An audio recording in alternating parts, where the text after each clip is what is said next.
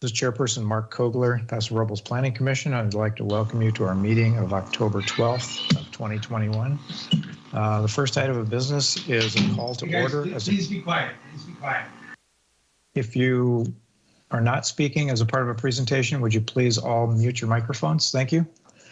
At the beginning of each meeting, there's one piece of information that, at least for this meeting, we do need to share. Please note that due to COVID-19 emergency and as allowed by the Governor's Executive Order N-29-20, which allows for a deviation of teleconference rules required by the Ralph M. Brown Act, Planning Commission meetings will be held by teleconference only until further notice. The video stream of Planning Commission meeting presentations will be live streamed and available to play later on YouTube by accessing the following link, www.prcity.com/YouTube. Rather than attending in person, project applicants and members of the public must call 805-865-7276 to participate via phone. The phone line will open just prior to the start of the meeting or at 6:30 p.m., or written public comments can be submitted via email to planning@prcity.com. Written comments received prior to 12 noon on the day of the meeting will be posted as an addendum to the agenda online at www.prcity.com/agenda-center/planning-commission-5, numeral 5. If submitting written comments in advance of the meeting, please note the agenda item. And with that, we are called to order. I would ask that Commissioner Covarrubias, if you'd be so kind, would you lead us in the Pledge of Allegiance? And everybody else, please mute your microphones. Thank you. I'd be happy to. Thank you. I pledge allegiance to the flag of the United States of America and to the republic for which it stands, one nation under God, indivisible, with liberty and justice for all. Very good. Thank you for that. Our next item is roll call. Staff, please call the roll. Commissioner Christensen. Present. Commissioner Covarrubias. Here. Commissioner Davis. Here. Commissioner Gibson. Here. Commissioner Jorgensen. Commissioner Neal. Chairperson Kogler. Here. The record will reflect that Jorgensen and Neal are absent. They both informed city staff that they were not going to be attending tonight's meeting. Very good. Thank you. Could we have staff introductions, please?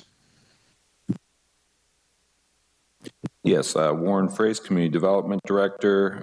With me tonight is Katie Bannister, our Assistant Planner, Darren Nash, City Planners on the line, David Athy, the City Engineers on the line, and then we have Jessica and Marcy and Ashley for supporting us with the technology part. And then we have Isaac Rosen. He is the Deputy City Attorney, and he's on the line as well. Very good, thank you. Next item on our agenda is item E, which is general public comments regarding matters not on the agenda. Do we have anybody present who would like to speak to something that is not on this evening's agenda? We do not have any callers, Chairperson Kogler. Okay, I'm trying to, oops. Jessica, I'm trying to get the document up, so I'll keep pursuing that as we proceed with other items on the agenda. Our next item is agenda items that are... Sorry to interrupt. It's Isaac Rosen. I just wanted to make a point of clarification on the record. The City Attorney's Office has been working with planning staff to implement actually a change in the law. So starting at this meeting and as shown on the Planning Commission agenda that's on the screen right now, the virtual and hybrid format is now permissible under a recently signed law, AB 361. And so it's similar to how we conduct meetings in the past, just with the exception that for public comments, when the public comment is open, it needs to remain open for a period of time. And I've been in touch with planning staff and that will occur at tonight's public hearing. So I just wanted to make that clarification on the record. So is there any direction you can provide on what that period of time is, or staff, are you going to jump in and make sure that we've allowed the appropriate amount of time?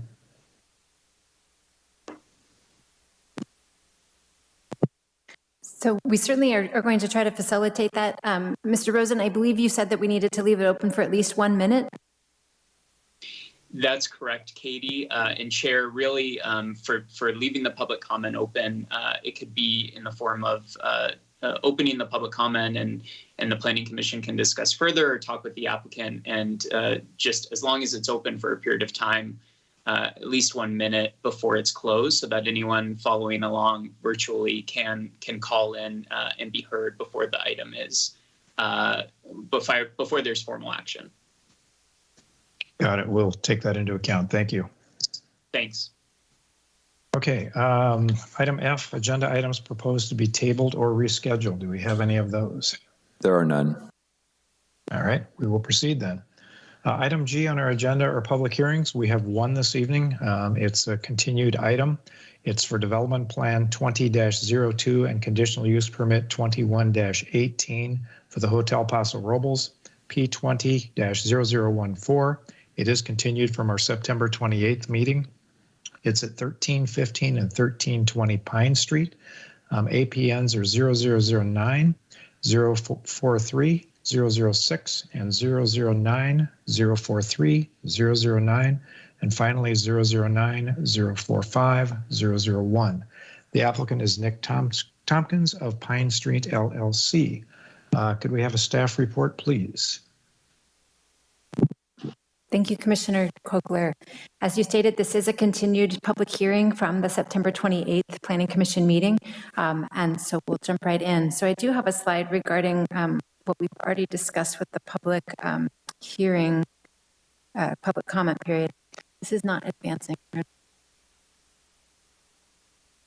Okay, so as Isaac has already informed us, there are some new rules around public comment periods. And so we want to encourage the public, anyone who's listening at home this evening, that their comments are welcome this evening. There will be a period of time after the staff report where you will be able to make those comments. To do so, you would call the phone number 805-865-7276. That phone number is in the bottom right-hand corner of all the slides in my staff report this evening, and so you'll have those at your that will be available to you. So members of the public, please know that your comments are welcome, and there will be a period of time after the staff report where you'll be able to make those comments. So for the project this evening, it is located at the intersection of 14th Street and Pine Street. The larger red square that you see is where the actual hotel would be located. And across the street, there would be a valet parking space. You can see just to the north of that smaller red square or rectangle is where the Reminisce Antiques building is. As you can see, Reminisce is not currently proposed for any changes. It's the building to the south where parking would be located at this time. So a quick summary of the project. The project is in our downtown and within the Uptown Town Center specific plan. Portions of the project are in the TC1 zoning district and other portions are in the TC2 zoning district. Those two zoning districts are pretty similar. Most of the development standards are similar. There are some nuanced differences, and we'll see some of those this evening. But the project itself is a hotel. It does have 56 rooms that are spread over 4 stories. On the ground floor, there are some additional uses, including a restaurant, a banquet room, and then on the second floor, there is a swimming pool. As I already noted, across the street on Pine Street, spanning between Pine and Railroad Street, there is a valet parking lot proposed. So as I said, this is a continued hearing. The Planning Commission made a number of comments at the last hearing. This is a quick summary of the large issues that the Planning Commission wanted more information regarding. So the first was parking. As we know, the project does not currently have all of its required parking secured. There is a plan in place to address the parking, but that was a concern of the Planning Commission, so we'll be discussing that this evening. In addition, the Planning Commission had concerns about swimming pool screening. We've got some additional information to share with you this evening on that as well. Planning Commission expressed some concerns about the 14th and Pine Street corner, and so there are some additional conditions related to that corner. There were comments related to how the valet parking would circulate, and so we've got slides to discuss that this evening.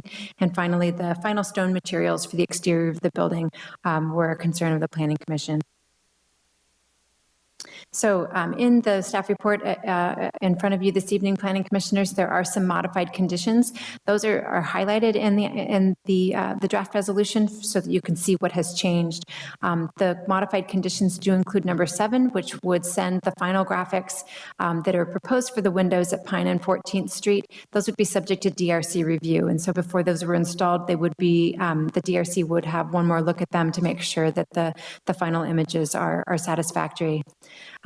Condition number 14 is now a requirement that no employees would be allowed to park north of 14th Street, and the condition is written so that the applicant would need to proactively make sure that the employees do not park north of that street. As we all know, north of 14th, the downtown transitions into a more residential neighborhood. Condition 15 would require that the applicant would require all employees to park in the hotel lot, when hotel occupancy is below 70%. So that would ease some of the parking demand as well. An additional modified condition is number 16, which does require that on Fridays, Saturdays, and Sundays, when parking is in most demand in the downtown, the banquet room on the first floor would be limited to the use of guests who have reserved and are renting a block of rooms, at least 20 rooms large. So this is a slide we saw previously outlining what the parking requirements of the hotel are. In the downtown, the hotels only need to provide 1 parking space per guest room, and that's in the TC1 district. In the TC2 district, they also have to provide 1 parking space for every employee on the maximum shift. For the portions of the hotel that are in the TC2 district, the applicant reports that would be 4 employees, so 4 parking spaces are required. In addition, the hotel accessory uses have to provide some parking, and the sizes of that room used with the parking requirement results in a parking requirement of 8 spaces. So the applicant has provided exhibits that show a valet parking area across the street. The site plan that the Planning Commission saw at the last hearing did include 50 parking spaces in that valet lot. There was some discussion at the Planning Commission hearing that there were quite a few cars that would be parked in the middle of that valet lot, which would require quite a lot of juggling of vehicles. And so the applicant has proactively reduced the number of parking spaces in that lot down to 47, so that currently they've got 50 parking spaces secured, and they will need to find 18 parking spaces in the downtown. So here's an image of that valet lot. You can see the parking spaces kind of in the middle of the parking lifts. There previously were parking spaces kind of under where valet parking is located there. And so those are now removed, and there'll be better access to the parking lifts as a result, and less impact on Railroad Street. So the applicant has provided a map of the downtown showing some of the areas that they're exploring to provide the parking that they're missing.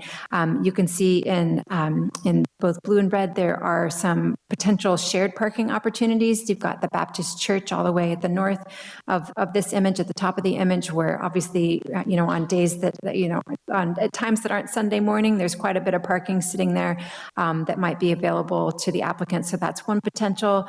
In addition, there's a vacant undeveloped lot on Railroad Street that's just northeast of the project. That's a good candidate.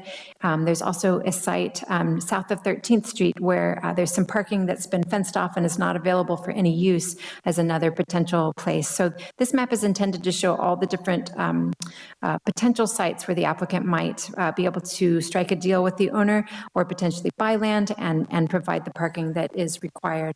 I've got a couple of images of some sites. So here on the left is 1236 Pine Street. That's right next to the Pine Street Saloon. That's the parking area that's currently fenced off as it's a potential site. And then 1430 Railroad Street. That's an undeveloped lot that is pretty close to the project, which also might be an opportunity site for that parking. So there were questions at the last hearing related to the valet parking circulation. This image was in the original staff report, but it was not. I didn't provide a slide so we could all look at it together. So you can see in the orange line, this is how you would have folks the guests would leave their vehicles at the loading and unloading area at the front door of the hotel, and someone would come, a valet attendant would come and pick up the vehicle. The valet attendant would be able to either turn right on 13th Street or left on 13th Street to get over to Railroad Street and access the valet parking. It's a quicker route when the car needs to be returned to the hotel. You can see in blue, there's a dotted line that shows that the returned vehicles would just need to go north on Railroad Street and then west on 14th and back to Pine to get vehicles back. So that was a question at the planning commissioners at the previous hearing.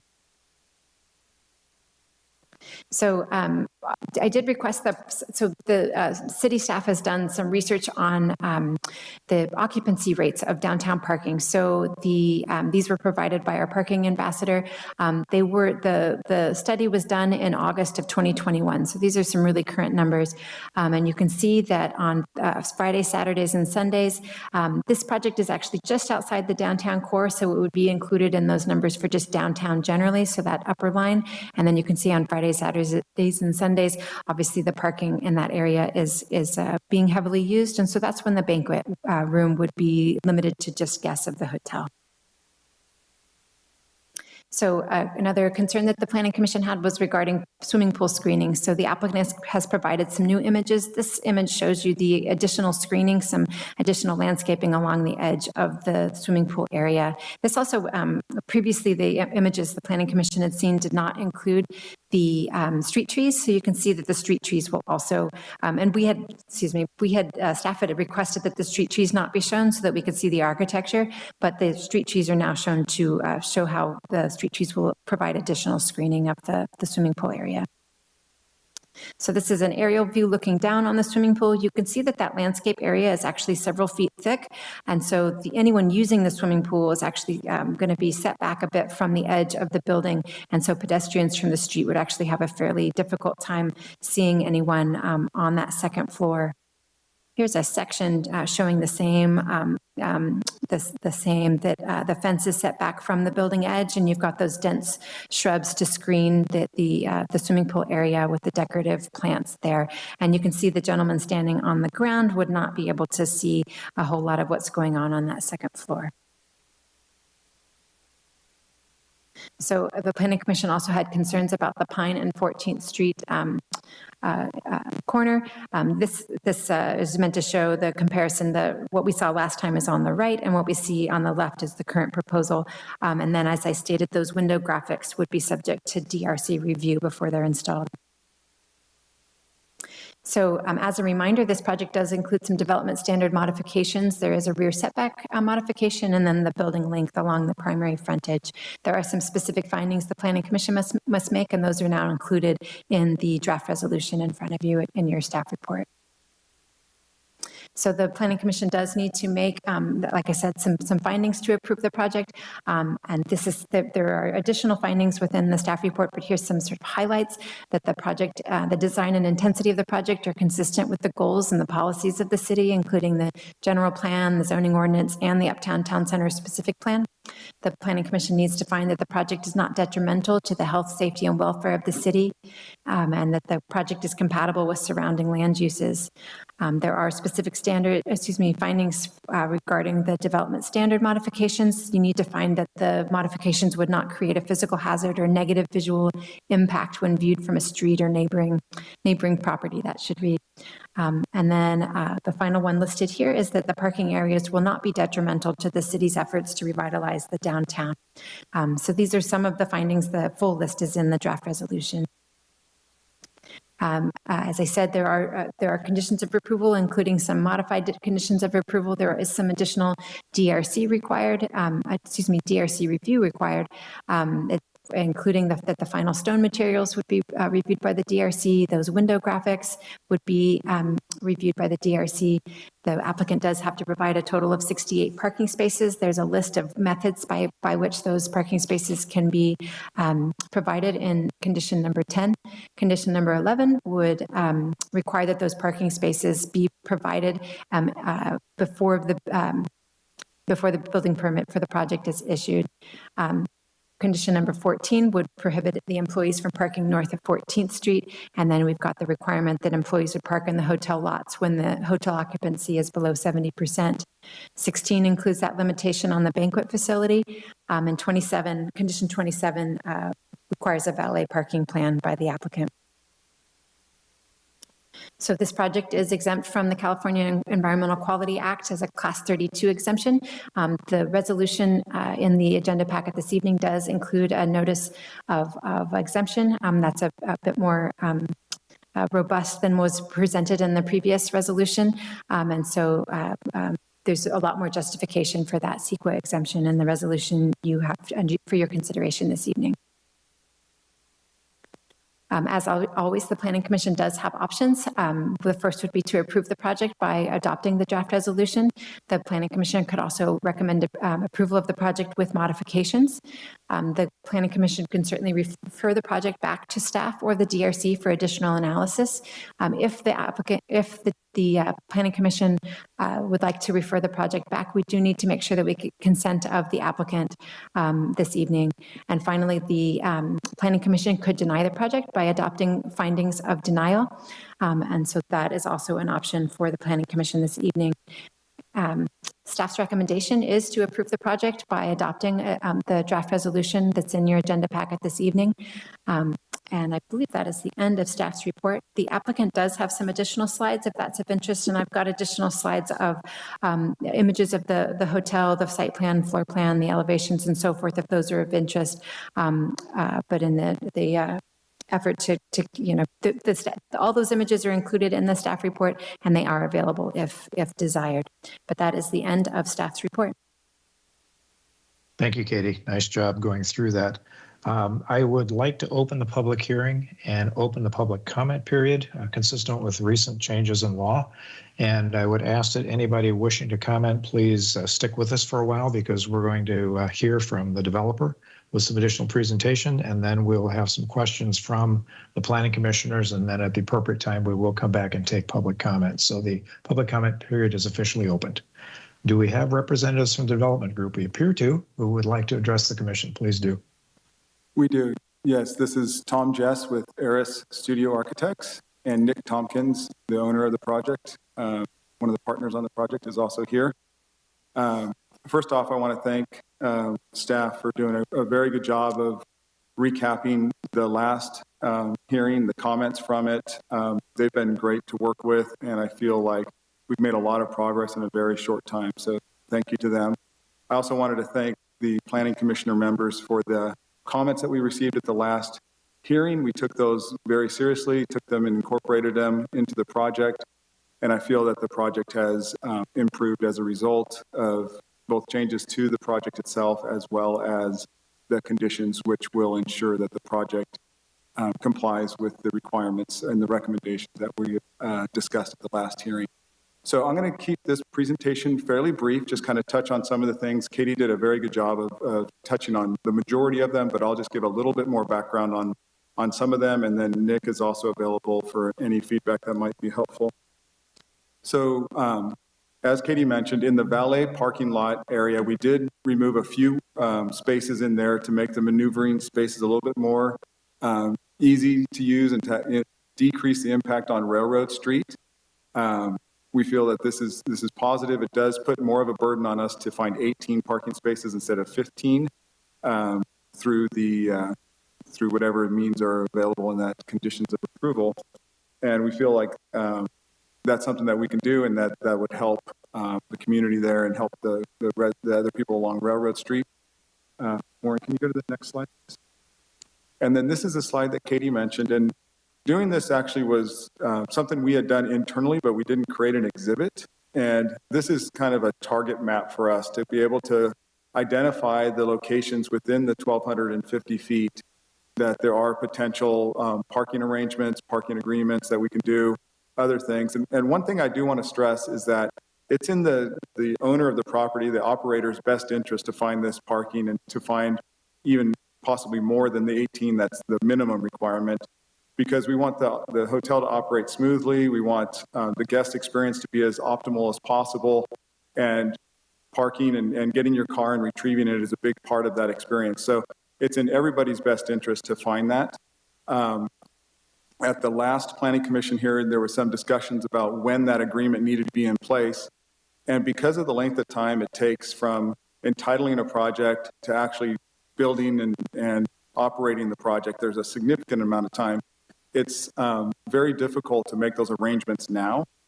I mean, it'd be a long ways out. And so having that condition in there and very strongly worded ensures essentially that parking will be available prior to, those parking needs will be met prior to the hotel being granted a building permit and starting construction and ultimately operating. And so the conditions that were modified, including tying the banquet room use to hotel occupancy or room buyouts during the weekends and Fridays, I think that alleviates some of the concern, as does the requirement for employees to park south of 14th and to park in the lot when occupancy is less than 70%. We feel those are something that would help as well to alleviate any of the concerns that were brought up at the last hearing. Warren, if you can go to one more slide. So the other question that came up, and I think Katie did a very good job of explaining how the pool itself works. One more slide, please. You can see from the section that the fencing is actually pulled back from the edge of the wall, so the hotel guests that are using the pool won't be able to walk right up to the edge, and that helps significantly with the line of sight. The other thing we did is we raised the height of that fence from the code required 42 inches to 4 feet, so it raises it up even more, blocking some of that view. And so we feel like that addresses some of the issues that were raised, and we also did want to kind of acknowledge that was a comment that maybe wasn't as well thought out the first time through as it could have been. So bringing that to our attention now really helps, because it's in everybody's best interest, both the guests and the residents and the people on the street, to provide that level of privacy between there. And then, Warren, I think one more slide.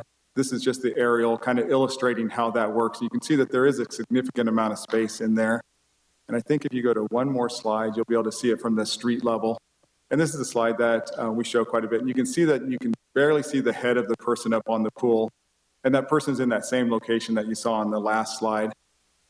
And then there was just two more items that were discussion points. One was the graphics on the windows, and I do want to reiterate that the intent there is to highlight local features, local artisans, and that we're in full agreement that we would bring those to the DRC prior to the installation or when they change and stuff. And we feel like this could be a real amenity and something that's an attractive feature of the building at this location.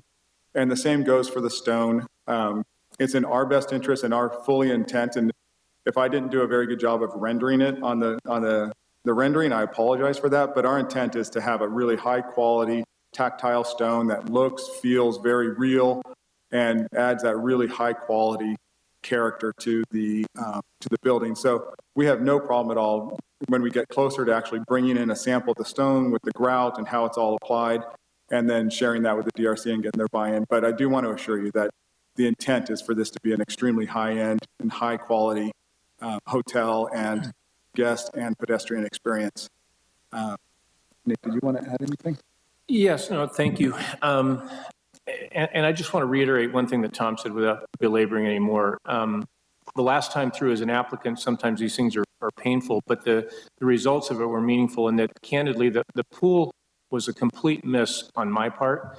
I didn't actually think about the view from the street looking up, and that's not what we want. It's not the type of ambiance that we're trying to do. We're trying to make this, and everybody has a goal, and every hotel does well, but to be of a caliber of a 4-star, really one of the nicest, if our goal would be to be the nicest hotel in Paso. And there's some wonderful hotels in Paso that will be very difficult to pull that off. But that is our intent. And as well, on the comments that came in, I don't remember which commissioner brought forward the comments on that parking. But when we went back and said, let's try to see how do we move those cars around to make sure that we actually aren't having cars have to get out into Railroad Street, you couldn't do it. So that's why we removed the cars out of there and have increased the amount of off-site spaces that we're going to need to find. As far as the timing of it, and this is a little bit of more of a financial spin than maybe what Tom was sharing on that, is that to lock in those spaces now would require us, prior to even candidly going through construction documents and going through the approvals on the condocs with the city and creating that, we would then need to be procuring the land, paying for the land, and doing everything up front that makes it very, very expensive. It is conditioned. We can't move forward and we can't get a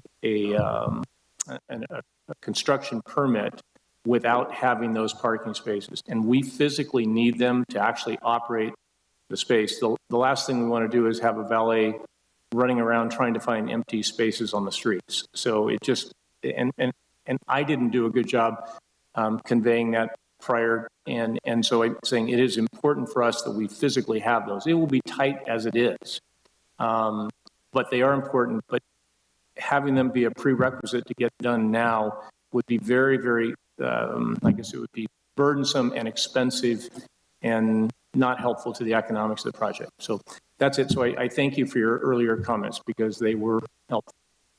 Thank you. Thank you for sharing that information. At this point in time, we will entertain questions from the planning commissioners that potentially are answered certainly by staff and perhaps by the development group if need be as well. I'll start with Commissioner Christensen. Do you have questions? Thank you, Chairperson Kogler. I'm not sure. I guess this is a question for staff. And it wasn't clear, and maybe it was in there and I missed it. As part of the valet agreement, what if are all occupants of the hotel required to use valet? And if there is no valet space, what's in the contract for that? Is there anything that deals with that? No, the resolution currently does not require all guests to stay in the valet parking lot. If the valet parking lot was full and this additional lot was full, obviously those cars would spill out into the general parking for the downtown. Okay, and then the other question I had is looking at this sphere of potential parking sites. Which I do have some questions for the applicants on some of that when we get to it. But just for staff, I noticed that they marked out employee parking or permit parking. So the employees could get permits and park in those locations without, I mean, just to satisfy the employee parking of this, if I remember correctly, because I don't remember if there's any parking on site for employees, if you could remind me. So there's no parking shown within the plan that would be designated just for employees. There is a condition that would require when the hotel is at 70% or less occupancy, if say they have 30% of rooms open, employees would have to park within the valet lot or within the hotel's lots. But certainly the employees would be able to utilize the employee permit parking program. The permits are about $5 a month at this point. And so yes, employees certainly could use those lots. That is correct. Well, just to comment on that concept, and I was kind of thinking at first, I thought that's a great idea, have the employees in that spot. But I guess, and I understand the staff's maybe thought for that process, but I was thinking to myself, can you go back to the numbers of employee parking spaces that were required? So it's in my presentation, so we'll have to find it, but it's 4 is the number of parking spaces required. Okay, perfect, thank you.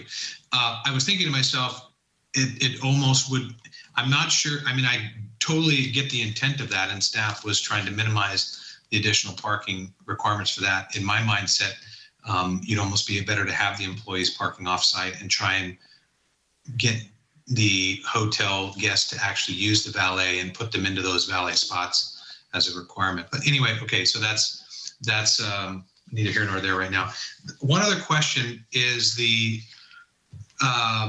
in regards to these other locations, is there a requirement, let's say that the applicant can pick up, I don't know, a few spots at Jalapeno City, and this is all hypothetical, and maybe a few spots at, I don't know, Bank of America. Is there a requirement that specifies like a certain amount of time? Is that like a 24-hour space? Is that a 12-hour space? Is there a time frame on that? So the requirement that's in the draft resolution for shared parking does require a parking demand study be conducted by a qualified professional to justify that the demand of the existing parking is at hours that are different than what the hotel demands. And so it's not, if they happen to find, let's say they find a retail store that wants to share their parking, if the two uses have parking that's going to conflict, that they need the parking at the same time, that spot's not going to work. So they will have to justify that the shared parking is feasible. Okay, I guess my thought on that is if I go to a hotel, when I've been to the city at a hotel and I park in the parking lot, I usually don't go access my car for probably, 2 days if I'm staying there 2 days, maybe one time, and I would get it. We're not as metropolitan as some cities, but in my mindset, I would think that parking would need to be required for the length of the stay. So you're saying a parking study would go in to determine that time frame, and that would be after we approve. Let's say we approve these potential parking sites or the thought of them. Then we would have a parking study that we would have to go back to. Would that come to the DRC? Would that go to planning commission, or would it just go to staff? So the resolution is written that staff would review that the parking agreement, but the design of any parking going forward would be subject to DRC review. Gotcha. Okay, so there would be some DRC review in that respect. Okay, that's all the questions I have at this moment. Thank you. Thank you, Commissioner Christensen. Commissioner Gibson, questions? Yes, thank you. I have a few questions for staff, and I have some questions for the applicant. So starting on the first page of this, which is page 9, I would like to, I guess, continue as part of the conversation we were already having on item number 2, and it is identifying that there is on page 13, there's that circle which identifies what 1,250 feet looks like, and I really do appreciate having that because I was kind of curious how far away that actually would be without having to go out and measure it myself. So, I just, Katie, could you just confirm that the 1,250 feet is actually codified somewhere in the town center ordinance, right? That's not something that just made up, correct? That's correct. Okay, all right. But I had noted that this circle, not so much to the south, but up to the north, I kind of picked up on the comment that somebody made about not wanting employees parking north of 14th Street. But I'm looking at the map because I know also at our last hearing, one of the commissioners mentioned the residential area, particularly north of 15th Street. And this would seem like this would actually, while it might mitigate the employees, it would seem that the significant part of this circle going north actually is residential, isn't it? I mean, there's nothing we can do to limit it or having other people, guests or whatever. Having these parking areas would alleviate the on-street parking, issue. So having those parking areas would be a problem. In the as you go north, and I don't. Actually, I'm not sure if in my presentation, Warren, the zoning shows, actually, you know what, in the staff report, that's going to be the best place to see it. On page 12, and it's still not going to go far enough north, on page 12 of the staff report, I was thinking you might be able to see it.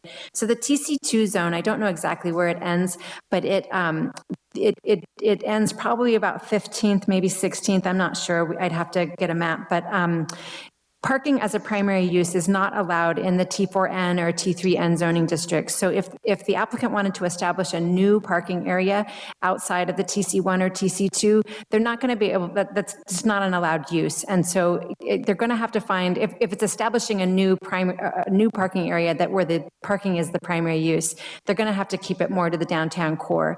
Now, if there's a shared use that's available in those residential areas, so it wouldn't be establishing a new parking area, but there's an existing one that's accessory to, say, the bank or the church, you know, that's not creating a new parking in that residential area. It would be utilizing underutilized parking spaces that are there, and so that would be allowed.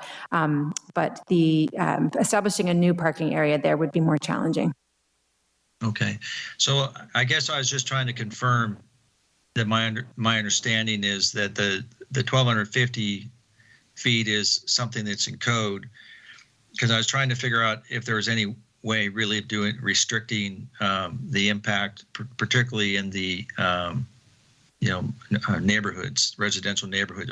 But I'm not sensing or seeing any real way to do that. So let me move on to my next question. So on page 18, I'd like to just dwell on this a little bit, because we're being asked particularly to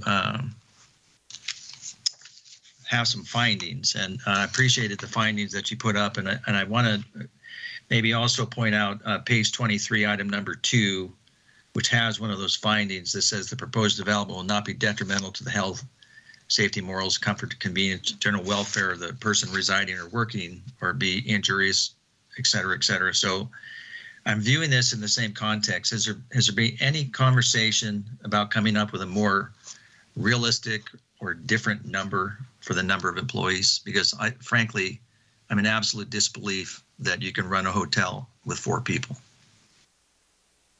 So the parking requirement that you see that's presented is the code requirement, and I understand that the commissioner is uncomfortable with that requirement, but the parking requirements in the downtown are intentionally low, and so no, the staff is not recommending an increased parking requirement. Okay, well, that's not really what I asked. I asked, was there any conversation about coming up with a more realistic number for the number of employees it takes to run a hotel? No, there has not been. All right, that's it. Okay, so, all right. Let me see. So on page, let me just flip to page 28. So I noticed this was a difference than what was in the previous pages. So, and I will say, I was remiss in saying, I do believe that what some of the items that are changes in the attempted mitigation is really a step in the right direction. So I appreciate the effort towards doing that. But on page 28, number 14 and 15 that are highlighted, the previous pages it indicating it says ongoing, the hotel will take proactive steps. And this on number 15, ongoing when the hotel occupancy is less than 70%, the hotel will require all employees to park. So this, though, says restaurant operator. So can you confirm that the intent, and this, the way it's readed, because this literally is in the resolution, is that the hotel and restaurant operator would be required to comply with that? Yes, page 28 is as a part, it's an exhibit to the draft resolution. It is in that you are seeing the draft resolution there on page 28. I am, and I am understanding that correctly, right? Yes. Okay, all right, awesome. Okay, may I ask the applicant a couple of questions? So Nick and Tom, either one, I'm just wondering, on page 39 and then the ensuing pages, and it's everywhere. I mean, a lot of other places, but it's, in particular, if you want to find it on page 39, it diagrams. I had noted that all along that there's a current apron and driveway on Railroad Street for that parcel. But other than the fact that maybe it would cost a couple more parking spaces, is there any reason why the entrance couldn't be put on Pine Street and that apron or driveway closed off and additional parking be put on Railroad Street? This is Nick. Can you repeat the very last part of that, the related to Railroad Street? Yeah. So I'm just saying, so I'm trying to figure out, how to address one of my concerns, which is the entrance on Railroad Street, which I think puts an encumbrance on the businesses over there, as well as increased traffic on 13th Street, which any of us who's ever done that know that that's a nightmare. I mean, sometimes it can take you a long time to get onto 13th Street. So is there any reason why the apron and driveway on Railroad Street couldn't be closed and additional parking spaces be picked up on Railroad Street, and that the driveway and opening to your valet parking couldn't be put on Pine Street? So from an operational perspective, no, there is no reason that wouldn't work. I mean, candidly, from an operational perspective only, it works fine. Aesthetically and from a planning perspective, but this is your deal, it would seem unusual to me because Pine Street's a busy street. There is one thing too that, I think everyone, as is very clear by this hearing and the previous hearing and anybody that's up here, and I live in San Luis Obispo County, parking is a problem all over Paso Robles. But and the hotel is going to be a burden on parking, and that we need to find functional ways to solve that ourselves, physically solve that. But the one thing that a hotel does not have that a retail establishment would have, except for the restaurant component, is that it doesn't really have the traffic impact. If you look at state numbers on traffic and you're doing the code, I forget what code number it is, but there is substantially less inbound and outbound traffic from a circulation perspective, because people go there, they park, they get out, and they can go back and get their car and stuff, but it's not like a retail use. So the impact on the circulation from my perspective is not much, but if there is a concern, it functionally does work right across from the hotel. Okay. Commissioner Gibson, just a staff comment on that. The staff has looked at that, and staff is recommending the access be off Railroad Street. And the reason for that is Railroad Street has parallel parking. So if we get rid of this one driveway apron, you pick up one parking spot. You have diagonal parking on Pine Street. If you put a driveway apron here, you're going to lose 3 to 4 spots. So it's a net loss on on-street parking if you make that switch. Fully acknowledge that,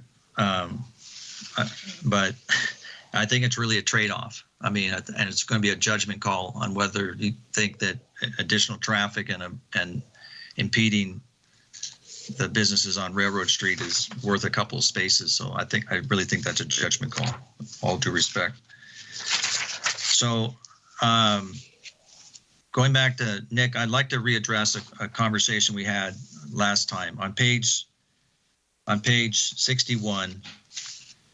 And I went back and looked at this again. This is, unfortunately, and I tried to look all through this, I could not see an accurate design for this valet parking. I mean, there's a lot of details on the hotel itself, but I tried to see if I could pick up any pictures or anything of the valet parking, and I couldn't find any. So I need to ask you some questions. It looks to me from this drawing that it's almost like a garage where there's like a roof and then or a ceiling, and then like a what looks like about a 2-foot, 7-foot wall that comes down on the backside of the car. Is that accurate description? No, and sorry for the confusion that this diagram maybe creates. This is a diagram from the manufacturer's information, and typically these can be installed in an open parking lot like we have, or they can be installed in a garage.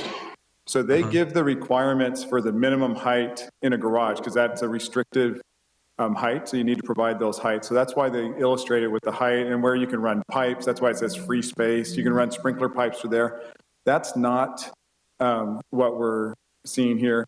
Warren, if you can go up one slide, I think that with the gate open, or up one, yeah, there.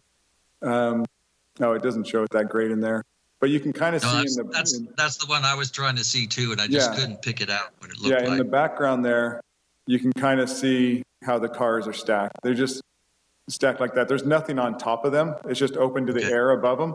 So that's why we're able to accommodate much larger vehicles than would be allowed, be able to be accommodated in a confined garage that does have a ceiling. And this one, we don't. You can stack them as tall as you want. Yeah. Perfect. That explains. I just couldn't figure out what the design of the parking lot was. So last question. I'm assuming you've seen there's been a couple of letters from people that actually have some concerns about your project. Can I give you the opportunity to make any comments in regards to those concerns? I haven't seen the letters, but are these the ones we were mentioned that they had to do with Reminisce? So no, there was actually two. I'll go ahead and I don't want to take up the time. Perhaps somebody could hand you those letters. We could circle back at some other time. I'll let my other commissioners ask their questions. I'm done at this time. Thank you much. Mr. Gibson, are you referring to the comment letter that's, I think, on page 82? Attachment 7. Okay, yeah, so 81, 82, yeah. I thought maybe they had seen them and maybe they could address those concerns.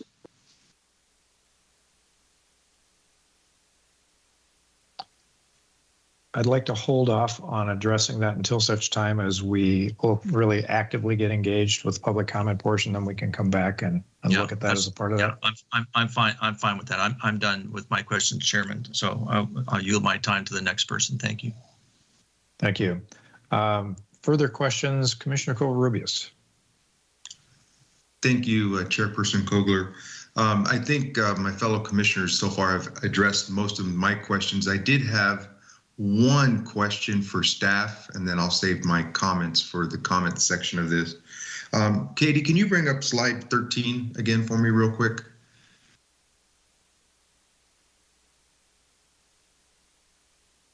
It's, I believe it's the one that shows all the parking. Am I not looking at the right? The additional parking options that we have?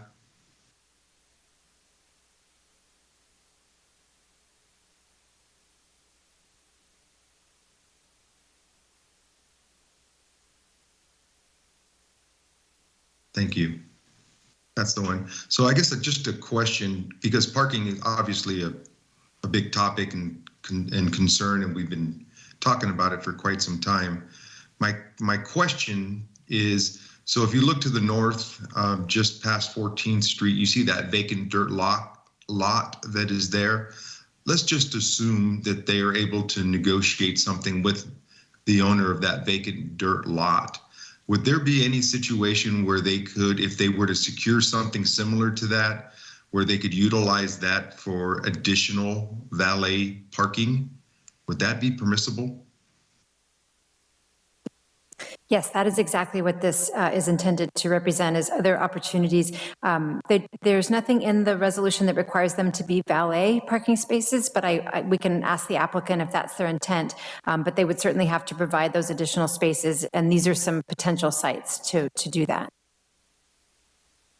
Okay, so I just wanted to clarify then, so it is beyond just regular additional parking, the 18 spaces, you're saying they could also incorporate some sort of valet into that as well?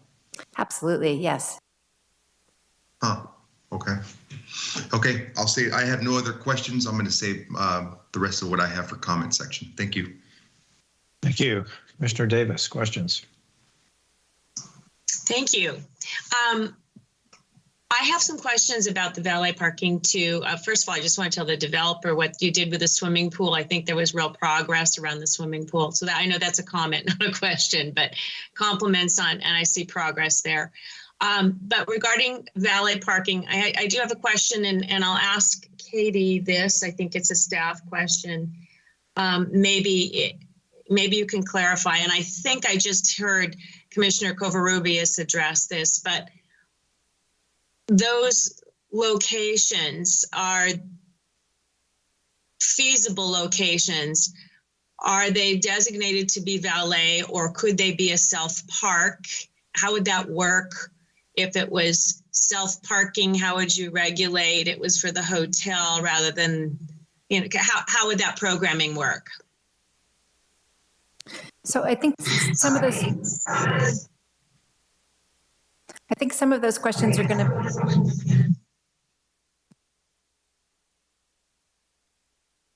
to. Sherry, we're getting a little bit of feedback, I think, off of your microphone. If you could mute, unless you're trying to address the committee. So some of those questions are going to be for the applicant, you know, how they're going to operate either a surface parking lot that allows self-parking or a valet. Either of those are options.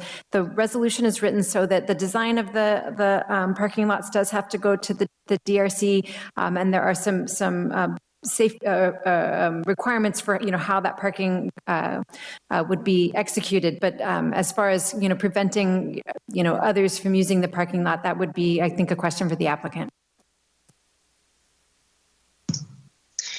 Okay, I'll continue on this valet parking question. Kind of untested in Paso Robles. Oh, go ahead.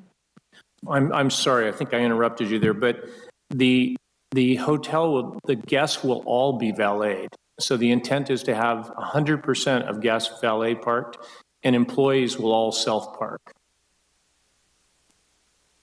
Okay, I'm glad you clarified that. I was just worried about maybe a tourist, a guest visiting Paso Robles, who, and some of us choose not to use valet. We want to do it our own way. Sure. I mean, I happen to be one of those.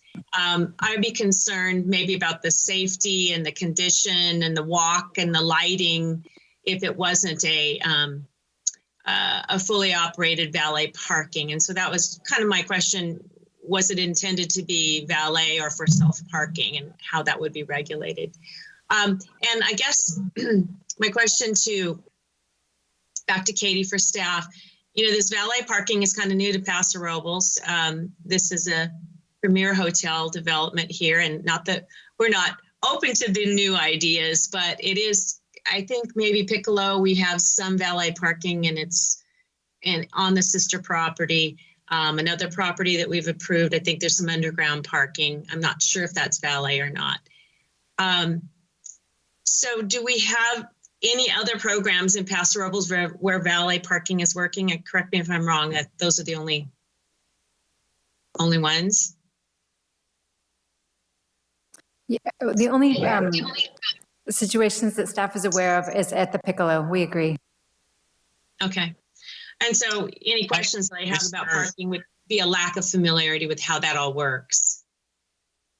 Go ahead. Hi, Commissioner Twisselman. This is David Athey, city engineer. I just want to clarify that there is no current valet parking programs in Paso Robles.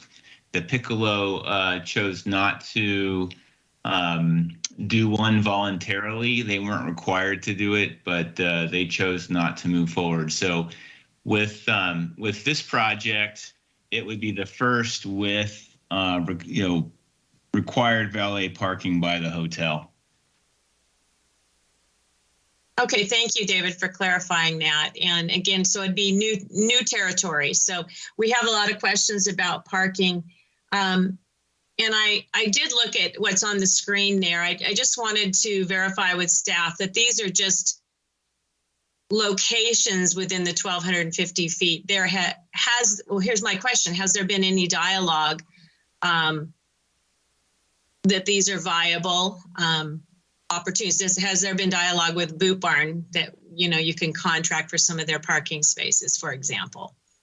I'm going to let the applicant answer that question. Yes, no, we have not actually spoken to anybody, and I suspect several of these are not viable.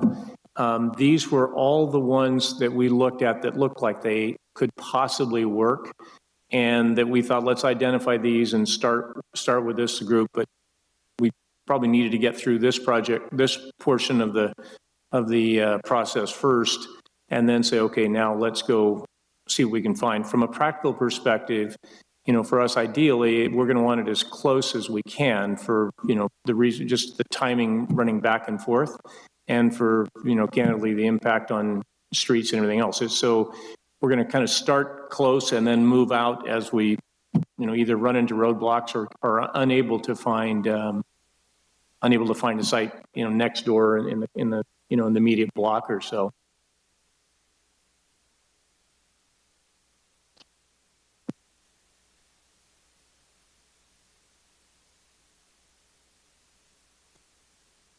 Commissioner Davis, if you're trying to speak, I believe you're on mute.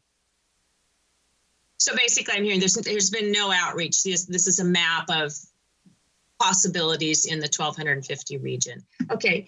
And this is a question to staff, more of a process question.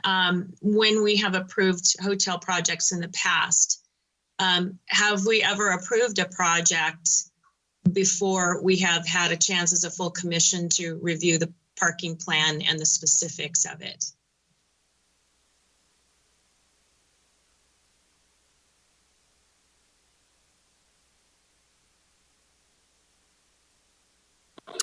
Commissioner Davis, I do believe there have been cases where we've had similar conditions where an applicant was required to provide additional parking, but that wasn't an identified site at time of hearing.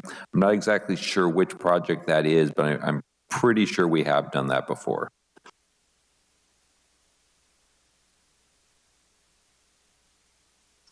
Okay, thank you, Warren. And Katie, can you just identify those 68 spaces on a map? Can you count them for me? You don't have to count them all out, but can you show me visually where the bulk of those parking spaces will be?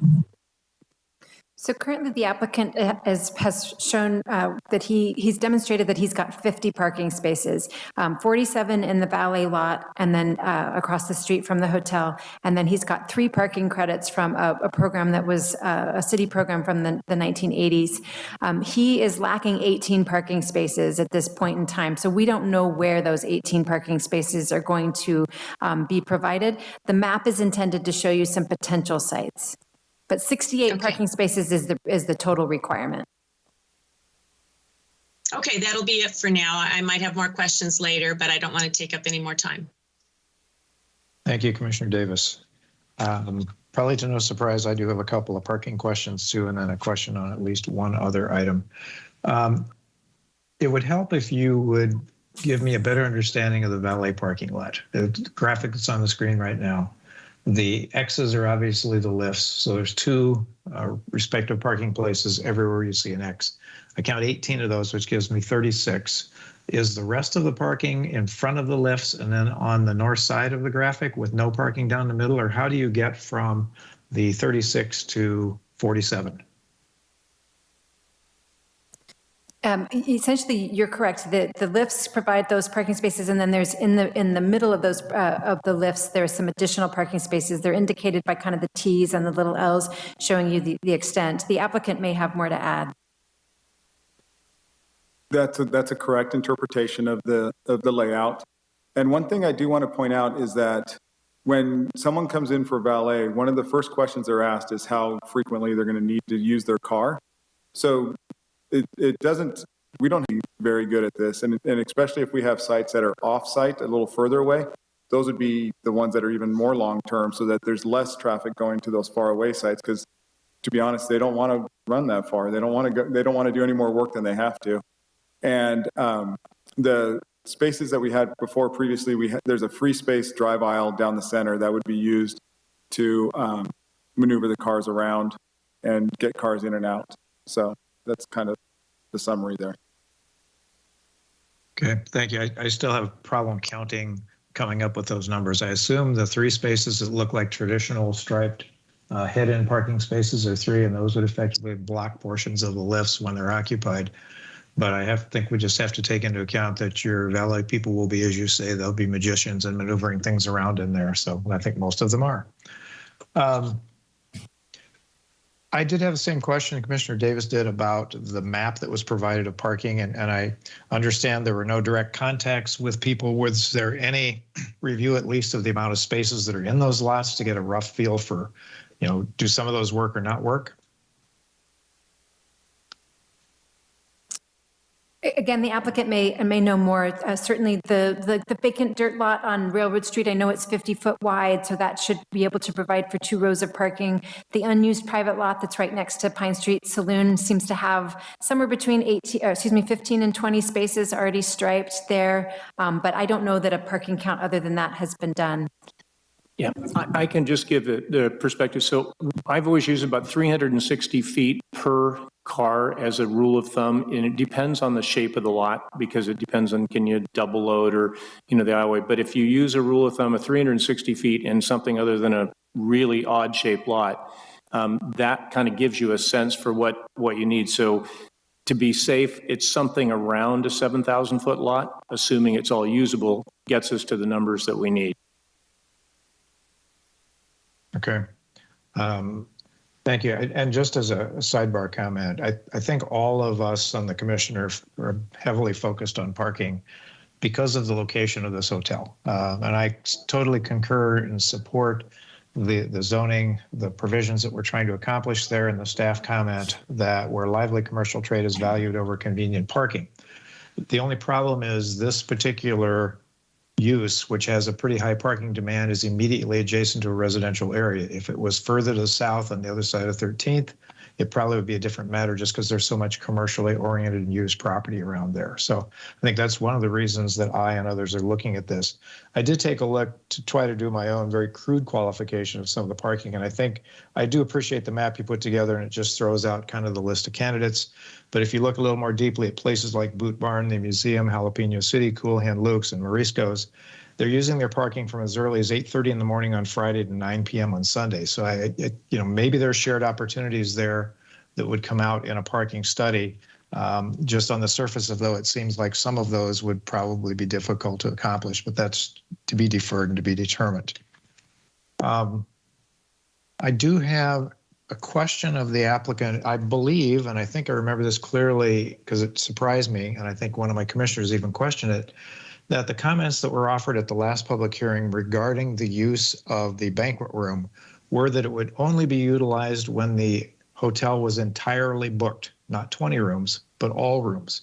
Is that not the statement that was made, and what accounts for the change if that's the case? So the condition was written by staff, and certainly the number could be changed by the Planning Commission. It's a starting point, perhaps a discussion point to start from. But I agree. I think that was what was stated by the applicant in the last meeting.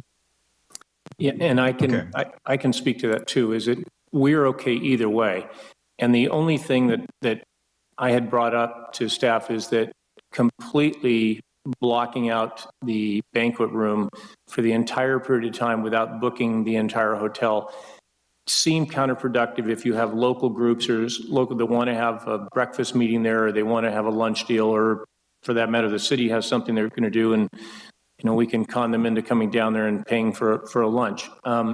We would like to be able to take advantage of that, but just during the week is fine.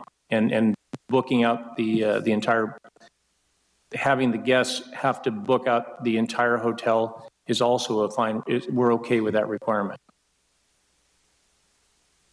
Okay, thank you for that. I do have a question of staff. At our last meeting, when we were talking about parking options, I believe it was Commissioner Jorgensen asked if the Planning Commission could approve a series of options that did not include payment in lieu of the fee for parking. And I'm curious from staff if there's been any more thought. It can, in fact, we remove that from the list of options, or is that a by right thing? And perhaps the city attorney would like to comment on that as well. Yeah, staff's reviewed that question with the city attorney, and the advice from the city attorney is that because that's in the code as an option for businesses, that they do have the right to that. I think, like they've said, that's not their preferred option, but it should be an option in terms of the conditions. Thank you for that clarification, because when that statement was made last time we met on this item, I kind of raised an eyebrow because I assumed that was a by right item. I think what Commissioner Jorgensen and I was reflecting that same thinking we're concerned about is that any solution that provides parking avoids simply kicking the parking problem as a can down the road. And that's kind of what we do if we do the deferral, because it provides funds, but that fund is not immediately used to take care of parking in this area. But it's a moot point, and I appreciate you, Warren, for pointing that out. I believe that's all the questions. Commissioner, Chairperson Kogler? Yes. I have a couple follow-up questions when you're done. Yeah, I was just going to ask if anybody had any other questions real quick before we move into the next component of some public comment. But Commissioner Christensen, you have the floor. Thank you, sir. Warren, I thought I remembered from the last meeting in regards to that last question from Chairperson Kogler that because part of this project requires a CUP, that there are criteria there that the commission has greater authority over. And that would be one of those if we felt that there is a detriment of just allowing the parking in lieu, especially for the fact that it's so close to a neighboring neighborhood. Yeah, I think, some of these things aren't black and white. The commission does have the responsibility to make the findings, so you do have discretion in terms of crafting conditions that you think are necessary to make your findings, and neighborhood compatibility is one of those findings. So while staff and the city attorney would recommend, say, the in lieu fee remain in there as an option, the commission may be able to make findings to justify it. It may be something that's not, legally defensible, but it is something, I guess, that the commission could try to craft and support with their findings. Thank you for that. I do have a couple more questions. Katie, in regards to, and maybe this is a question, I'm confused because Commissioner Davis asked whether or not the valet was, I think I asked if it was required. And I think the applicant said that all of their hotel guests would be using the valet. Is that what did I mishear that? Could somebody clarify that? So the applicant has indicated the intention that all parking for the hotel, that would all be valet lots. The way the resolution is currently written, all valet parking is not currently required. Certainly the Planning Commission could modify the conditions if desired. Okay, that kind of runs to my next question, and maybe you can help me with this, Katie, because I'm a little confused. So when we go to, and probably because we've been over this so many times, so I apologize for everybody. I ask for your patience here and see if I can't get a better understanding of this myself.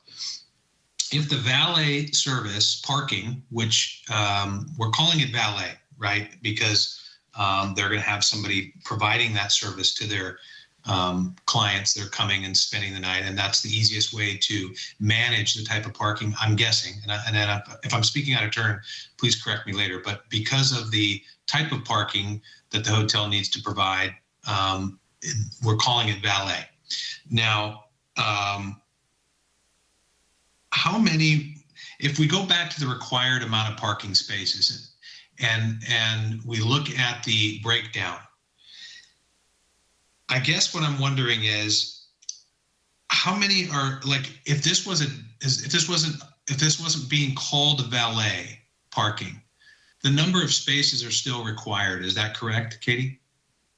That's correct. The lot would need to be configured differently. The parking lifts are not something that the average driver can utilize. So that the current lot needs to be valet just because of operational, those lifts. But totally understand that. But if this was another project, those same spaces would be required. Is that correct? That's correct. Okay. And the point of that is to keep it off the city street and city streets because there's so many required there. And that's kind of what I was going with. But you're right. I could understand that completely, why the applicant would want that. And I think it's actually a nice feature because the hotel looks really nice. And above board and a very, like I said, 4-star, looks very nice. So the number of parking spaces required regardless. They're going with the valet mode because that's obviously the most logical way to park those cars in such a tight space, not having people like me pull in there with their F-250 and try and muscle my way into a space. Is this something I know we talked about before about allowing the valet parking, and I guess I'm okay with the point of that, but I guess what I'm asking is there a way to mandate that the guests have to use the valet? My concern is if I show up and I'm coming into town and I don't want to have valet parking, like Commissioner Davis, she doesn't want to park, and I apologize, Commissioner Davis, I'm using it as an example, but let's say she shows up from town and she doesn't want to have her car parked by a valet. According to an earlier comment, the only choice is to basically park it on the street. Is that correct in my analogy, or am I misunderstanding or misrepresenting this? I think that the resolution could be amended to require a guest to stay in the hotel's parking lots. I think operationally it would be difficult for the city and city staff to monitor that. I understand that, and I totally can appreciate that. But I would think that they're making such a good effort already, and I truly appreciate that from the applicant. I mean, the things that they're doing to try and make this work, I get it, and I love that they don't want to tear down the building next door. I think that's wonderful. But at the same time, I have to consider the fact that if the guests aren't using the valet, they're all in the street. The valet could technically be empty, and we have that wasted space. Now, hopefully that doesn't happen. I'd rather have that requirement be in there that the valet has to be used for the guests, because if they were being required to use this, create parking, right, we would want that parking created. Now, granted, if they had a different use and they had a parking lot and they had, 50 spaces, but it wasn't valet, and let's say I just didn't want to park there, they could have all 50 spaces empty and the city wouldn't be able to monitor that. But at the same time, I think that if we try and build in the requirement, I think that if staff feels that they could create that type of language, I think that would help, at least in my viewpoint of what we're saying. We're saying it's required to have this many spaces, and yet by having it valet, if we don't make that a requirement, I feel like we're not requiring them to have the spaces. I hope that comes across correctly, and maybe it's a little confusing. So, okay, I think you've answered my questions for right now. And I think that I'll just kind of let somebody else move on from there. So thank you so much, Katie. I appreciate your help. Chairperson Kogler, I have a follow-up question on that. Yes, go ahead. Ty, I appreciate the questions, because I think there's going to be some people who choose not to park valet. So I guess my question to staff is, in this parking formula, is there some inner workings between our current parking program? Because some of these people could park in a public parking place for an extended stay, overnight. And I think you start charging at 8 or 9 a.m. and I think you can park free after 8 p.m., something like that. So is that woven into our current parking program if they are indeed parking in all of our public spaces? So if hotel guests park in the public parking spaces, they will be subject to the fees that are associated with that. You're correct in overnight there are no fees, but there's also lots of parking available at that time. And so to some degree, it's a self-repairing. We've already instigated a fee to use the on-street parking, so people will be incentivized to use the hotel's parking, the valet parking.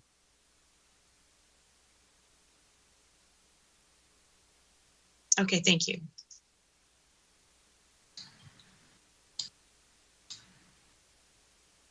To that note, Commissioner Davis, any other questions? I'm looking at all my notes here. No, that's it for now. Thank you. And Commissioner Gibson or Covarrubias, if you have any questions that have popped into mind as we've been talking here. No, Chairman. I don't have any. I've been listening to my fellow commissioners, but I don't have any of my own. Thanks. I am equally the same. Thank you. Okay, Mr. Christensen, did you have another one?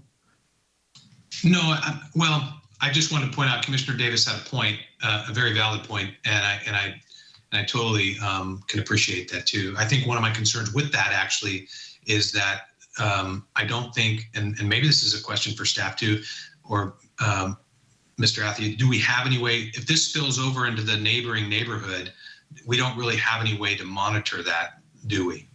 Or do we? Hi, this is David Athey, city engineer. Great question. I think the answer is no. I don't know how you would distinguish between a hotel guest car and anybody else's car in these neighborhoods. The two neighborhoods that would see probably the biggest impact, or an impact, I wouldn't say the biggest impact, but an impact would be Pine and Railroad Streets. Park Street is currently angled parking, so there's lots of parking there, and actually it's there's a lot of commercial down towards 16th Street on both on Park Street. So you may see a car here and there, but I don't. Based on the parking that the hotel needs, I think if they secure another valet parking spot and it's required to be, for each hotel guest, I think it'll take care of most of the problem. I think it sounds to me kind of like it's like speeding. Most people drive the speed limit. There'll always be those few people here and there that, don't. And I think it'll be the same way for the hotel. I think, and it's just too hard to police, but I think if you put out the best effort and you have a solid valet parking plan, I believe that the hotel really wants to put, their best foot forward in regards to parking here. I think that's the best you can do at this point. Just to add on to that a little bit on the downtown parking program. So that's not a static program. It's been designed to try to maintain downtown parking occupancy at about a 80 to 90% level. And we actually have a parking commission that is regularly monitoring those metrics and continues to adjust the downtown parking program to hit those targets. One of the thoughts with the program is that when and if parking starts to encroach in residential areas, that there are options for residential parking permits and enforcement within the residential zones. The way the program works is there's cars that drive around with automated license plate readers that can scan the entire downtown very quickly. And not only can they figure out how long cars have been there, they can also figure out which cars are local versus out-of-town cars. So when and if we had an issue, say, up on 15th Street, that is something that the Parking Commission could look into, and there are some mechanisms foreseen within the parking program to potentially deal with that if and when that becomes an issue in the future.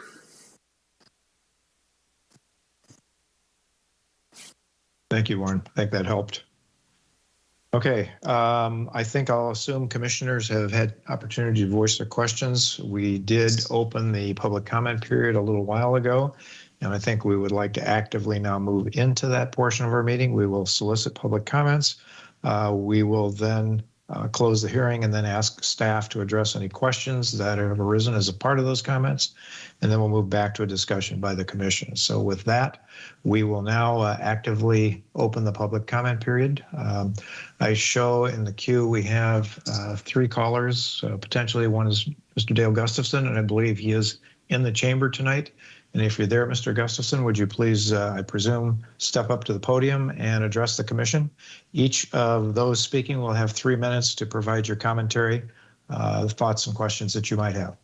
Yes, my name is Dale Gustin, 945 Spring Street, and they did do a presentation to our Main Street Board of Directors last night, or Monday night, last night, and we are in favor of the project, subject to resolving the parking situation.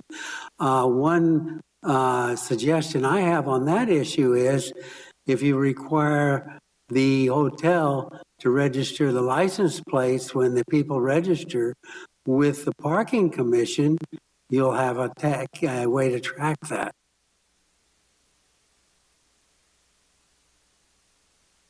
Okay, Mr. Guston, thank you for that suggestion and that comment. Is there anything else you would like to state?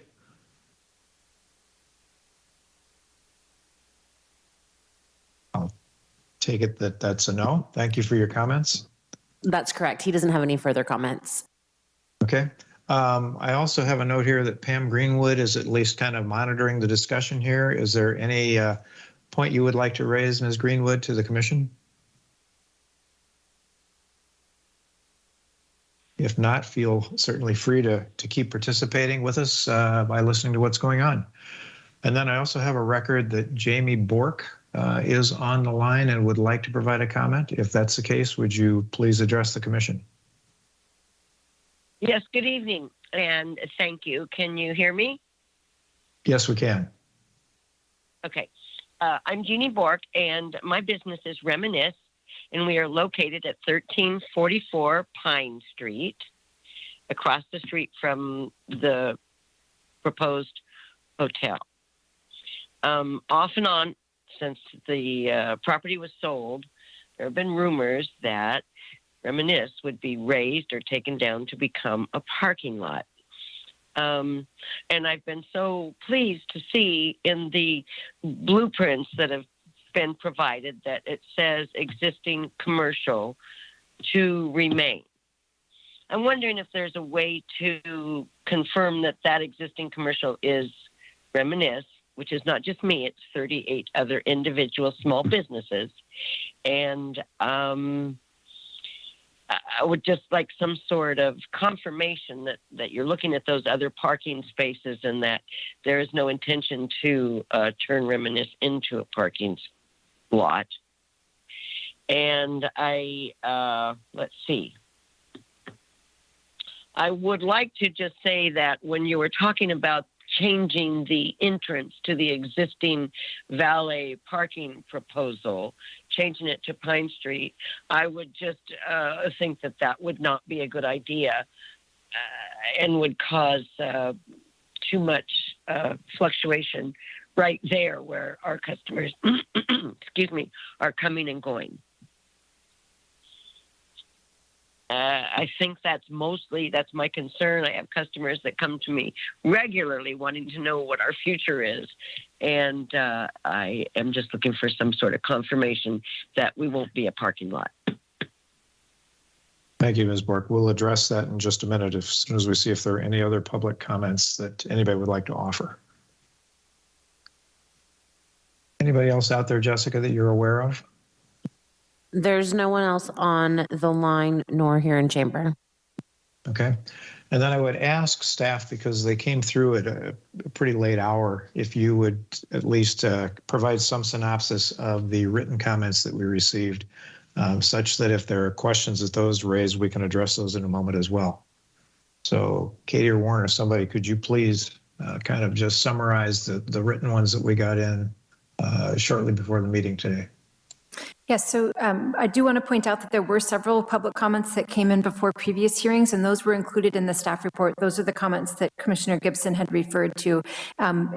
Today, we did receive a comment from the Main Street Organization and another private party in support of the project, and then there were two comments from private parties concerned about the Reminisce building and whether or not it was going to be demolished to provide parking for this project. Okay, very good. Thank you. Would staff like to address the question that's been voiced both in person and written form about the status of the Reminisce building? So the current proposal does not include demolishing the Reminisce building. In addition, there is a condition of approval that's already in the draft resolution that would require an amendment to this conditional use permit that's under consideration this evening. If any building is proposed for removal to provide parking for this hotel, it would require an amendment to the conditional use permit, which would then, of course, include a public hearing.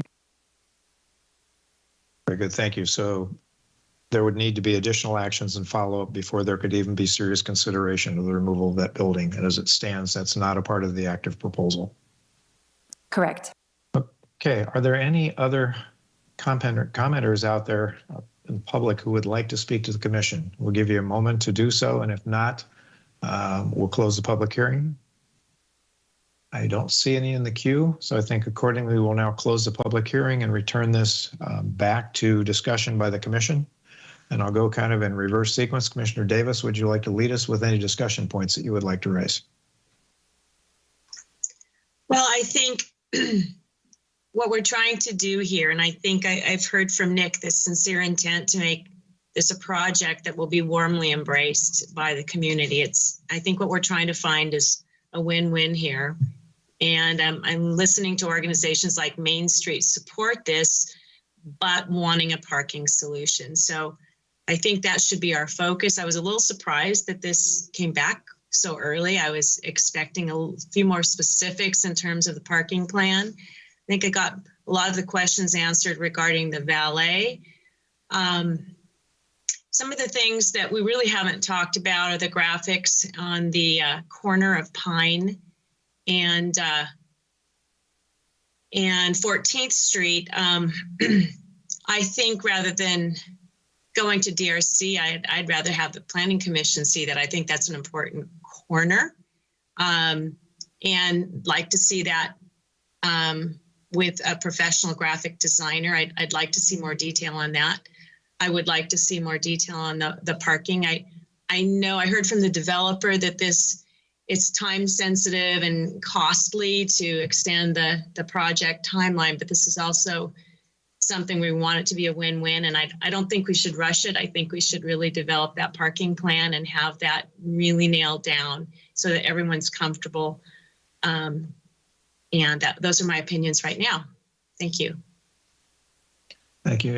If I may, Commissioner Davis, just to clarify for my purposes, are you actually saying that you have trouble advancing this without a parking solution being before you this evening? I expected more specifics. I really did. That's kind of where I'm coming from. And I'd like to hear the comments from, I mean, seeing locations and you know, possible, I just like more assurance that those parking spaces can be found. So that's kind of where I'm coming from. Okay, thank you for clarifying that. Commissioner Covarrubias, discussion points. Thank you, Chairperson Kogler. So first, some positive comments. I appreciate the applicant's efforts to resolve the pool viewing issue. I think raising the fence line or the height and providing some additional landscaping was a really nice touch. And I think they did a good job in addressing that. Obviously, parking is a concern. And I don't know, if I'm being honest, I don't know if we've resolved what our concerns were initially. I think we're still concerned. I have a big concern with the anticipated effect on the residential neighborhood from 15th Street heading north. I'm still concerned about that. I am also, I am in favor of, or I am one voice, but I don't think that just paying an in lieu fee should be an option for the applicant in this case because of the concern over parking. And honestly, when I look at the designated allotment of parking spaces based on the proposal, I am still having a really, really hard time accepting the fact that we're allowing only 4 employees listed in that formula. It is unrealistic to think that you can run a hotel of this caliber with only 4 employees. I get that it's within code or guidance, but I think common sense needs to reign at some point. It's just not going to happen. You're not going to run this type of hotel and be a 5-star hotel and have service, the type of service that would be expected from this type of location or this type of hotel with 4 employees. It's just not going to happen. And I just think, me personally, I don't think we can ignore that. So beyond that, you know, again, the in lieu fees, I don't know if it's possible, but I think the applicant should not have the option to just pay the in lieu fee to address the parking concern. So with that, those are my comments. Okay, thank you very much, Commissioner Covarrubias. Commissioner Gibson. Yeah, I echo I think all the comments, previous comments from my fellow commissioners. I just want to maybe just preface my two things is, I do believe that a hotel or this hotel could be a huge benefit and enhancement to the downtown area. I think it would create commerce and traffic and a place for people to stay in the downtown area. And it would be beneficial to every retail business, regardless of the type of business, to have something like this. But realistically, there is a parking problem. That being said, it didn't start. The nexus of the problem was not with the applicant. We've had a parking problem for a long time, and now we're trying to figure out how to have a project that would be a benefit, I think, to the downtown without literally killing the goose, so to speak. I mean, realistically, if this was only a hotel and had 57 rooms, I think the end goal is within sight. I mean, we could actually see how this would actually work. Realistically, though, I mean, it's not just a hotel. It's a hotel and roughly 10,000 more square feet of various other uses, including a 6,500 square foot restaurant. I have the benefit of having some inside knowledge, so I looked at a downtown Paso Robles restaurant that's 6,500 square feet, and on their entire lot, they have 100 people seating and they have 55 employees. So it's not just the guests, and I totally get it. I mean, I fully understand what the code is. I mean, how we do that, but I think there's been a deliberate lowballing of the number of employees and the impact to get to the numbers, and that is not within code. If we start off with maybe a more realistic number of what it takes to run a 57-room hotel with a swimming pool and all the amenities, then we would be I think on a better track. We'd have a better conversation.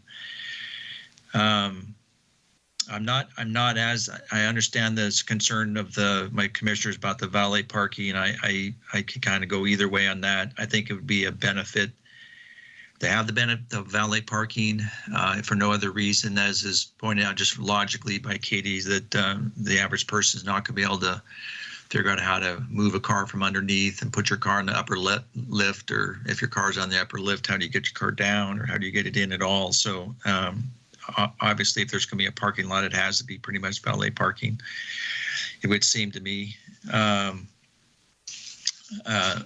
I agree with Commissioner Covarrubias and some of the other comments. I would be absolutely appalled if just an in lieu fee was paid. I just think that would be probably the absolute worst scenario that I could imagine happening. As I believe the applicant, both Nick and Tom pointed out, I mean, it's to their benefit. It's not just the city. It's not just to the other downtown people or the residents. It's to the applicant as well, to try and help figure out how to be able to park cars. Because right now, if you go down, and I don't hang out, I have to honestly say I don't hang out in the downtown that often, but I've been there several times in the last few weeks, and right along where they're, the frontage for this proposed site, you really normally can't get a parking space. They're already full. So adding this project is, just like I said, it just exacerbates it. They didn't cause it. It is what it is. Many times I drive and do circles around that exact block looking for a parking space now. So I think really my big concern is that with the parking, and a lot of it really does hinge around the parking, is that I don't see any way that this is not going to bleed into the residential neighborhood and make their life just absolutely miserable. I don't believe that a parking permit is a viable option. I have gone occasionally to visit family or friends that are in a permitted area. It makes it extremely hard to go visit your friend or your relative in an area that you need a permit, because you literally have to go usually park 5 or 6 or 7 blocks away in front of somebody else's house in order to visit your friend or relative. So I'm not in favor of that as a viable option. I do applaud again that I think that as it indicated, I think that the changes are in the right direction. I thank staff and the applicant for the suggestions that are made. I think they help mitigate the problem, but honestly, full candor that, Katie put up that one findings that we have to make, and I cannot in good conscience say that I agree with half the findings that we're supposed to make, because I think it will have a negative impact on everybody, neighbors in the neighborhoods, businesses, and I don't think it's going to work for the applicant either, because if they can't get their customers parked, then it's not going to work. On regards to the banquet room, again, I could kind of go either way on that. Either I happen to have a lot of friends that belong to the New Time Rotary, as an example, and I know they've been kind of bouncing around after they left the ballroom, looking for a place to meet, and it'd be great to have a meeting room for somebody like that. But again, they have a general membership and people that attend of, 40 or 50 or 60 cars. So, well, it'd be great for them to be able to use the banquet room. Again, I don't know where you'd park 40 or 50 or 60 cars, even for a short period of time, like a luncheon. So that pretty much summarizes my comments. I guess, again, I like the direction the project's heading. I was surprised it came back as fast as it did. That's why I opposed having it on the agenda this fast when we had that opportunity to decide last week.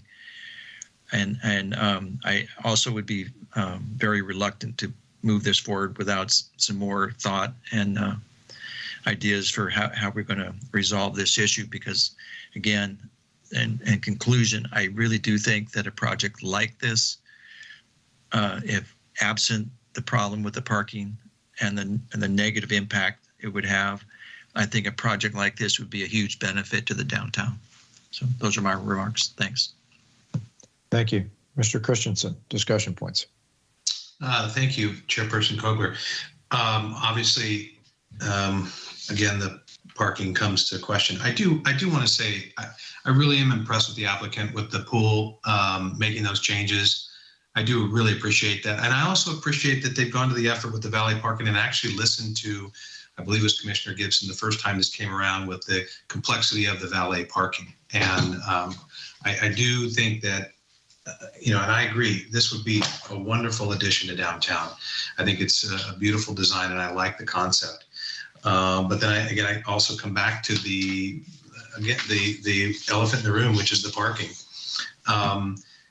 First off, I would like to say that I believe that the valet parking should be a requirement of that staying there, because if you had any other project and you were required to provide so many parking spaces, you would provide it and it would be free, and your clientele would be parking there or not, but probably be using that parking space. Now, however you regulate it, that would be another thing. You see some parking lots where you have a security guard standing there and they make sure that you're actually going into the business. If not, you get towed. In this case, I think that, and this is kind of a note to staff, I really think we should make this a requirement that this place, this hotel, that guests have to use the parking, the valet parking, which is there. That's the purpose of having it across the street. It's the purpose of having it so that it's not impacting more of the downtown.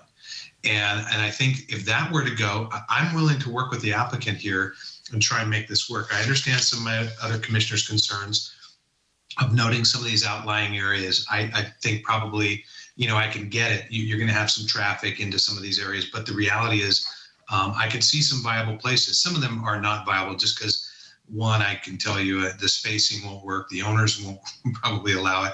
And also the shared space is just not going to be functional. But there's a couple spots in there that I think the applicant may be able to work something out, which would be to their benefit. And it would be to our benefit. I understand it, and from the questions I had with Katie, is that if we do move this forward tonight, with this potential parking site map in mind, that they would have to come to staff, and staff would have to agree to the location and the requirements before they could draw construction or permits. Is that correct, Katie? I should have asked that sooner. So the building permit would not be approved until all the parking was secured. Okay, perfect. So with that in mind, then you would have a parking study at that same time. And I apologize, it's been so long and it's getting later, so I'm kind of forgetting some of the stuff that you said, even though I'm writing notes.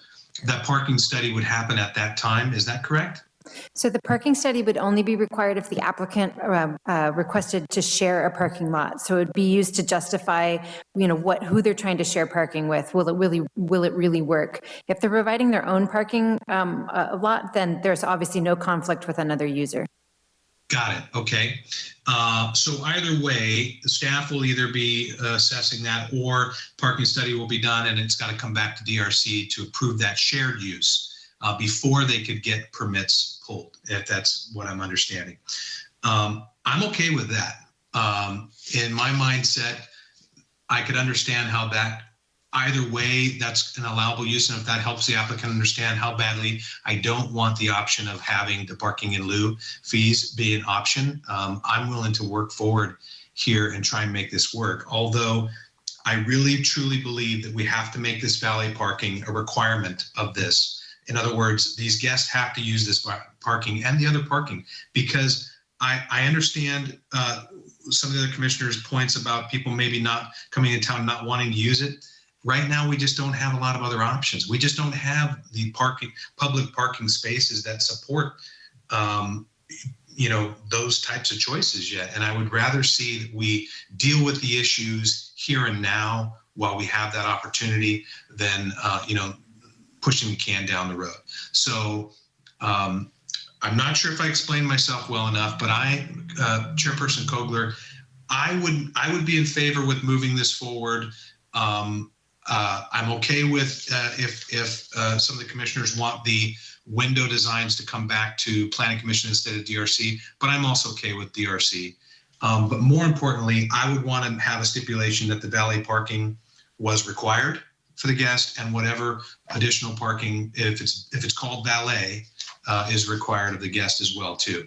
And I know that's a unique thing we're doing with this valet parking, but let's take a look at it from a logical standpoint. If this was a required parking for any other structure, they'd have to provide the parking for their clients to come and use. So this is just a little bit of a different spin on it, which I can appreciate, and the applicant's trying to make something work for themselves as well. That would be fine with me. So if other commissioners have some comments on that, I'm totally willing to hear them.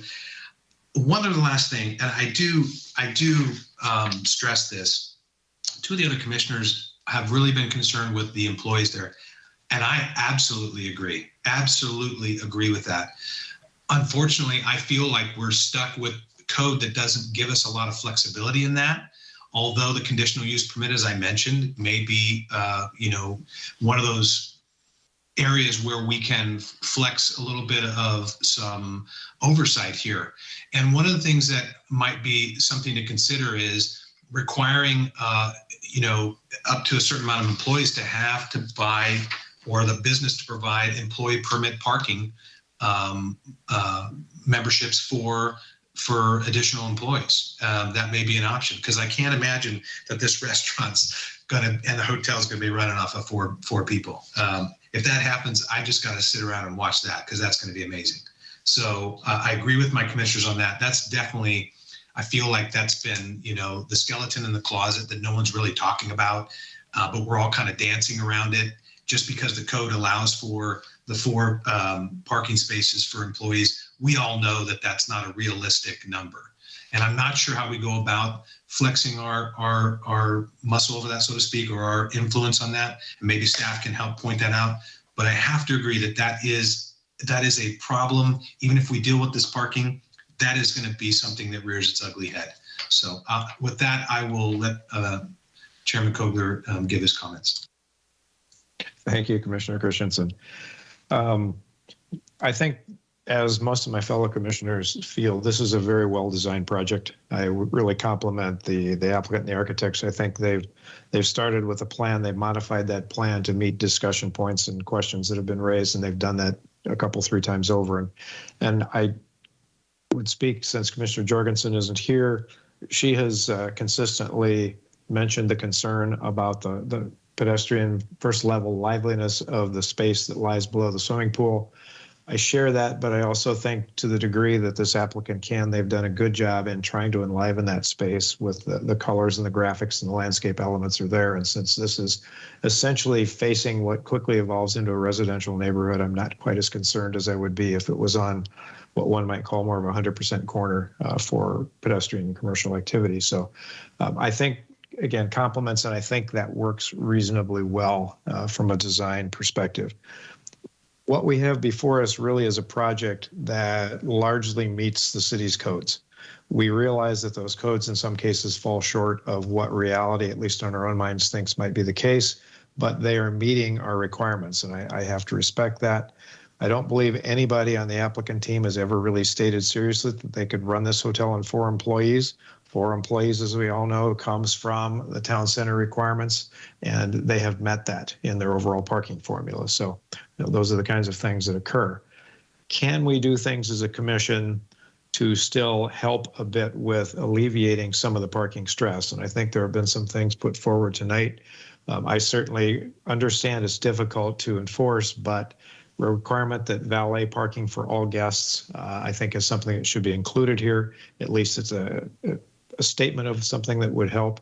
I also would go back to the point I raised earlier. I would like to take up the applicant's original position to say that on weekends and weekends only, a full buyout of the hotel would be required before the banquet space could be used.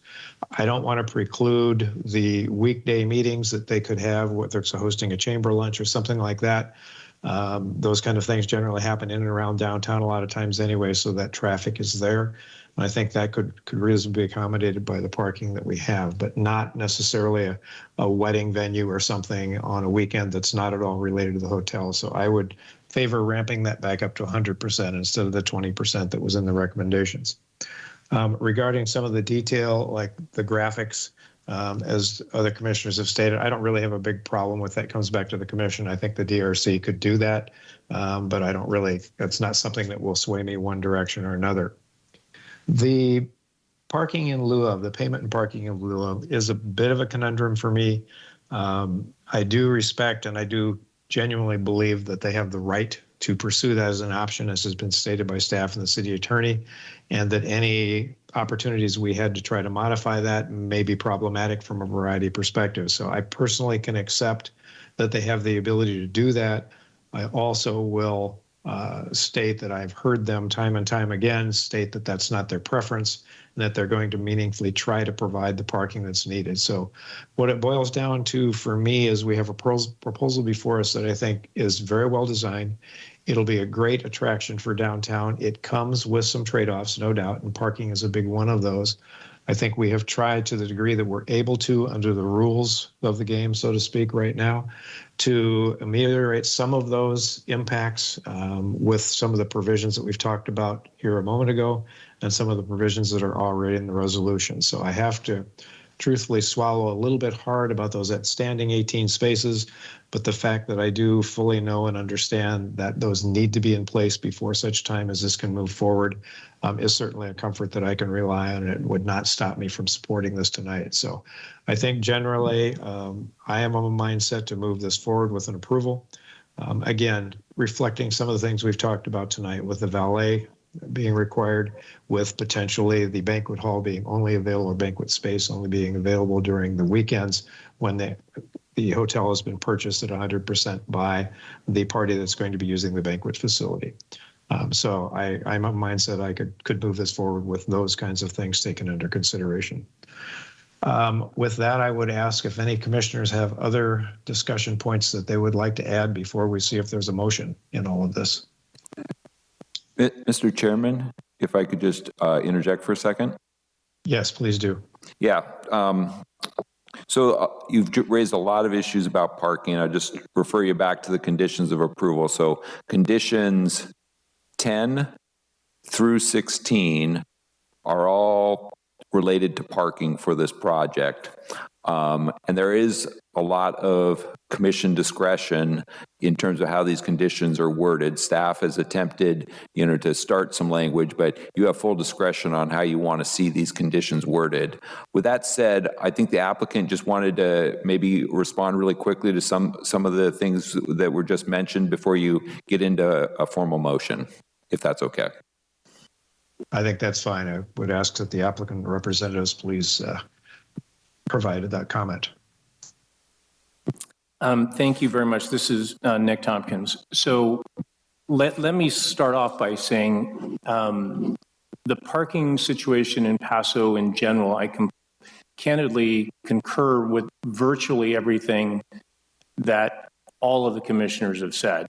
And we're blessed to be able to own buildings around the park and have, I was trying to add them up right now, but I think 17 tenants, maybe 16, directly around the park area. And I hear from them frequently, as do you sometimes, about the parking challenges in Paso.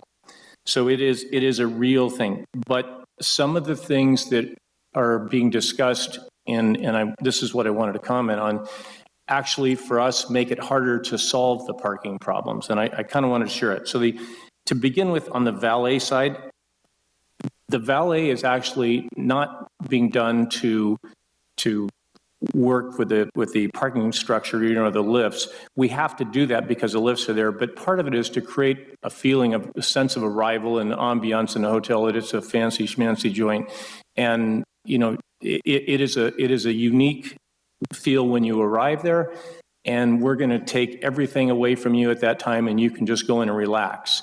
We couldn't operate the lifts without it, or we couldn't park with the people doing it themselves inside with those lifts. But the lifts are in there strictly because we're constrained on areas for parking. And those lifts actually cost more than the land, and we only actually gain one space for each lift that we put in. So it isn't particularly a great solution. But when it comes down to securing parking in advance of a project, and I guess I would try to characterize it this way, is that if you were going out to buy a home and there's somebody's, you're going to look at that house, but you're not sure if the bank is going to finance you, or and the next guy says, no, I can do this. And in our case, we don't know if we have a project. So we can go over and talk to people about potentially buying their property, but we can't really commit to them on anything because we wouldn't buy their property absent a project. And that same actual issue translates over to the in lieu fee as well. In lieu fees for us really do nothing. And I know they're part of the city ordinance and they're part of the city code. I can't tell you the number of conversations I have with John Roush about parking downtown, and I don't want to be another piece of the problem. And yet I recognize the ordinance today in Paso clearly understates the actual number of people, although not by as many as I think may be being considered, but it clearly does understate it. But we have to be able to go out in a position of some kind of strength to be able to say, yes, we would like to purchase your property, subject to approval from staff or whatever, that is a suitable site. And candidly, our goal is to go to the city first and talk about 3 or 4 or 5 suitable sites, and then go try to pursue those. But we need to be able to do that with an assurance that there's a project that's there. And that it is, and hopefully, and maybe selfishly on our side, is to do it in a way that we don't have to buy those properties potentially 3 years in advance of an opening of a hotel. Clearly, it has to be something the staff buys into, that's functional, that works, and meets the obligations that we have. But taking away in lieu as an option, and you guys, I don't think you can see me on this thing. You can run me over in the sidewalk. We are not going to go down, if we went down the route of an in lieu fee. It doesn't work for the hotel, but it really helps us when we're procuring property. And because there is another option, and it's kind of like if the city wants a parking garage space, the price doubles if everybody knows that's the only one that works. I really would like to have several options, like to try to go out and negotiate the best and fair deal, and do that obviously prior to any issuing of a permit fee. So that was just a little bit of kind of what I would call the practical, kind of more in the business side of what we face by some of the things that are being considered. And so that's my 2 cents worth. Thank you.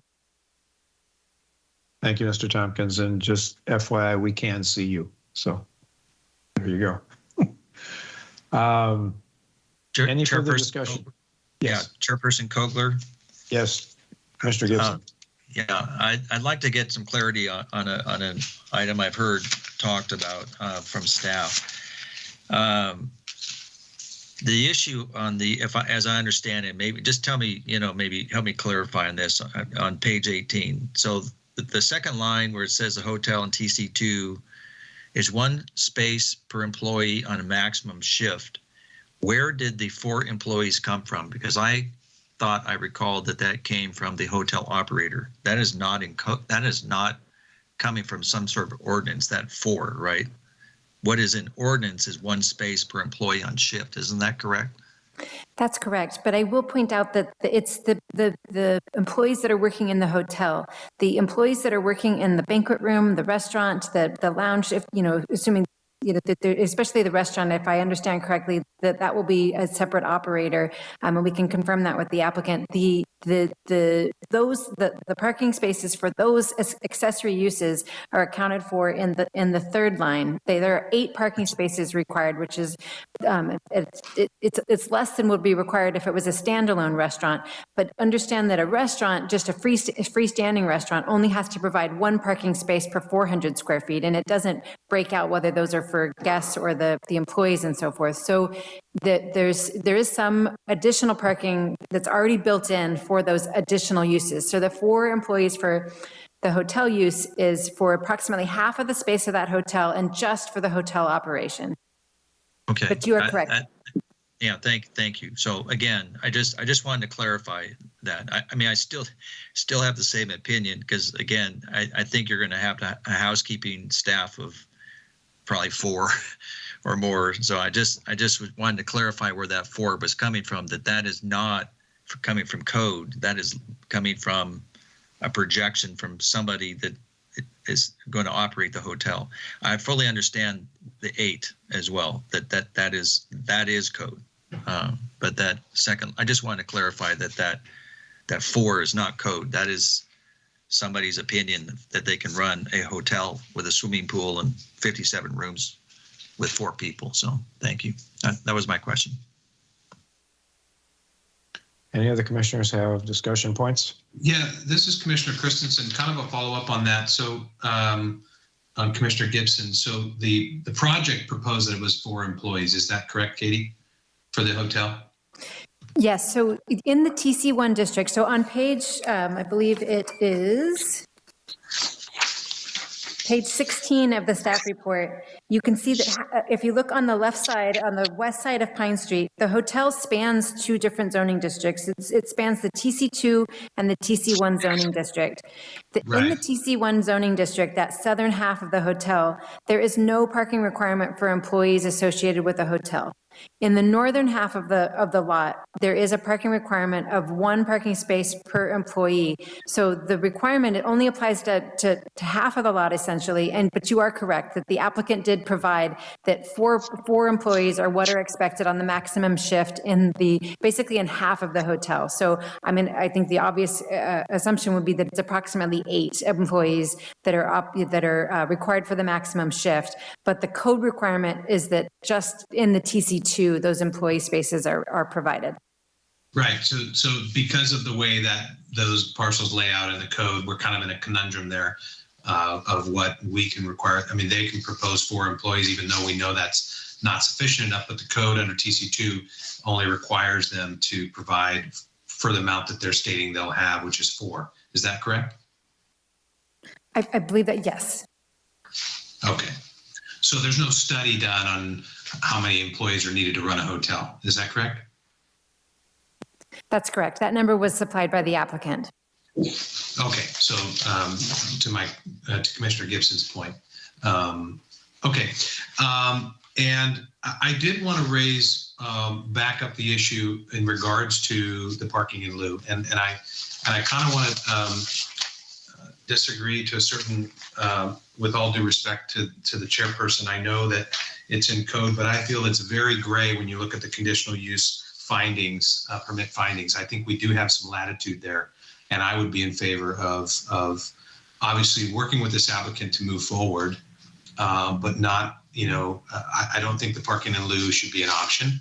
And I think that if we're willing to work with them to, and I get it, the applicant, it makes total sense to me that they're going to want to go out after we've given the criteria of what they need to provide and then go and bargain for that. Because if somebody knows that's the only spot, yeah, they're going to just, they're going to just charge, the dollar amount is just going to continue up and up and up. So I can understand that from the applicant's point of view, and I totally respect that.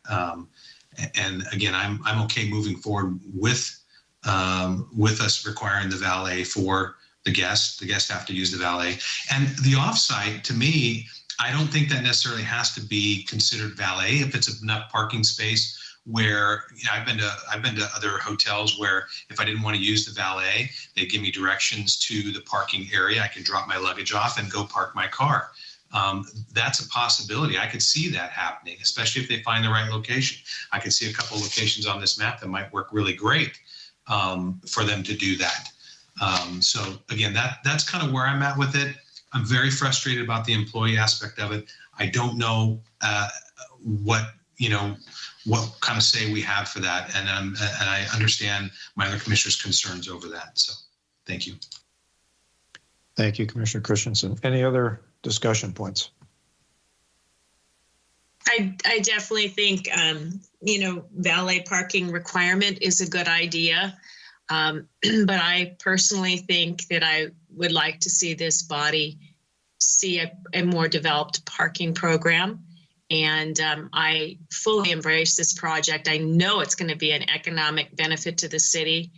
And I just want to make sure as a fifth generation resident of this town that the community fully embraces it. And I think parking is the rub.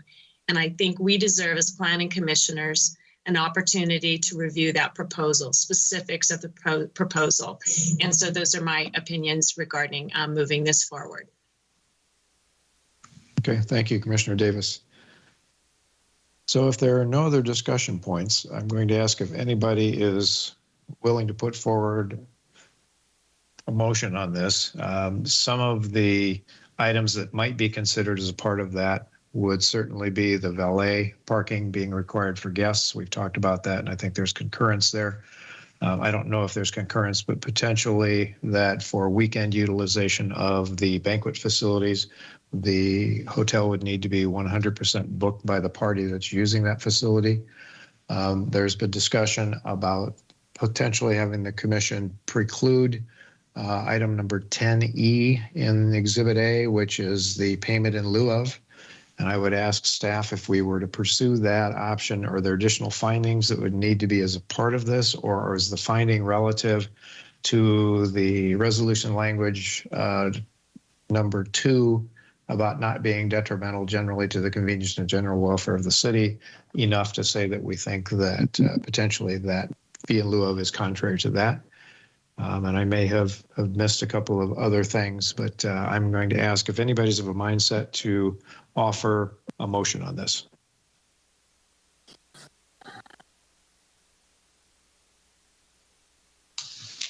Chairperson Kogler, I do have one follow-up question to Commissioner Davis's point. Certainly. Go ahead. I guess would it be out of the norm, and this is a question more for staff, if we did make a motion to move the project forward, that the parking plan would have to come back to Planning Commission? Would that be something that would be an issue? Would that be something out of character? Can somebody give me an answer on that?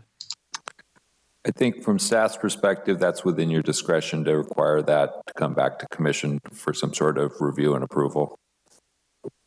So then, thank you very much. So Commissioner Davis, I guess that question's posed to you because I do echo your concern. I understand your concern, and I guess I'm trying to work this through in spirit of as Chairman Kogler said, we're not going to get everything, but maybe there's things that we can make sure that we are.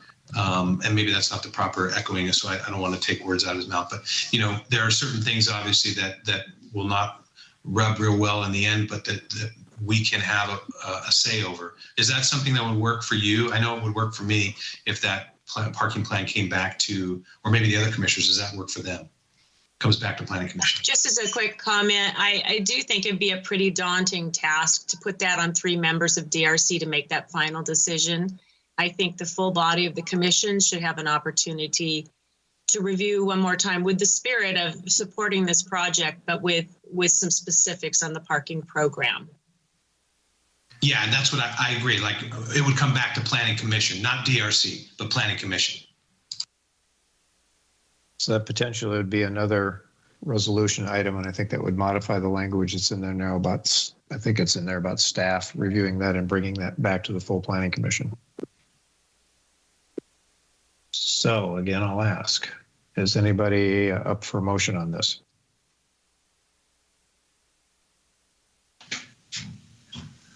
Chairperson Kogler, this is Commissioner Gibson. I'm not sensing a majority on several issues, so I'm just wondering if maybe I could make a suggestion that we could kind of narrow this down and figure out some of the 5 or 6 or 7 issues that we're in agreement on and vote on those, so at least we could give the applicant and staff some direction and then maybe address the issues that we have some disagreement on. And excuse me, Commissioner Gibson, you're gonna have to really explain that a little bit more because we've gone through an extensive discussion and I think we've gotten some sense that as commissioners, we have concerns in a variety of areas. This is replaying what we did a couple of weeks ago to a degree because we got to the same point. And then we decided to continue this with a specific laundry list of things from the commission that needed to be addressed. And so you leaning that direction again, or what is your end game here with regard to bringing this to some consensus this evening? Yeah, I'll try to explain my thinking. So I'm hearing as fairly significant list of items that I'm not sensing that if all of those were thrown into the pot, that there would be a majority vote that was in the affirmative. Issues like how the banquet room would be treated, the in lieu fees, is valet required, things like that. I'm thinking though that perhaps some of them we could take on one at a time, such as should valet be required, or what is the feeling of the body on in lieu fees. And I think we could start addressing individual items as opposed to them collectively and narrow down the potentially the items that are not in agreement for further discussion. I guess I would respond. I think we can certainly do that. In the structure of a normal motion, those items are included, and those items then, after there's a second, are weighed by the commission, and either concurrence happens or we modify those. Given the complexity of this one, if we want to flip that around a little bit, I'm not adverse to that. If we want to identify a set of issues and see if there's consensus that this group could move this forward if we were to include certain language around those specific issues. Chairperson Kogler, this is Commissioner Christensen. I'm willing to put forth the motion and I'll give it my best shot. And then as Commissioner Gibson stated, maybe we will have to discuss some of those items a little bit further if that's something the commission will recognize.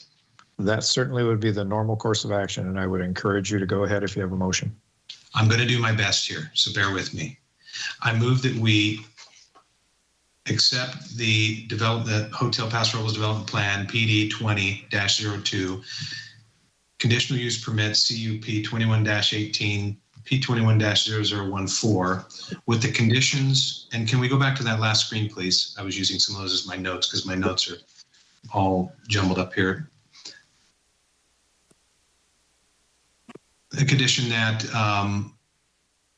10E be removed, that the valet parking be a requirement for guests, that any further parking plan would come back before the Planning Commission for approval, that the banquet room reverts back to what was that? Full bookings for weekend. Was that correct, Chairman Kogler? It's item number 16 on page 28 would be modified. Thank you. It's better looking at that than my notes. Yes, that's correct. I would agree that. So the motion would include that going back to the original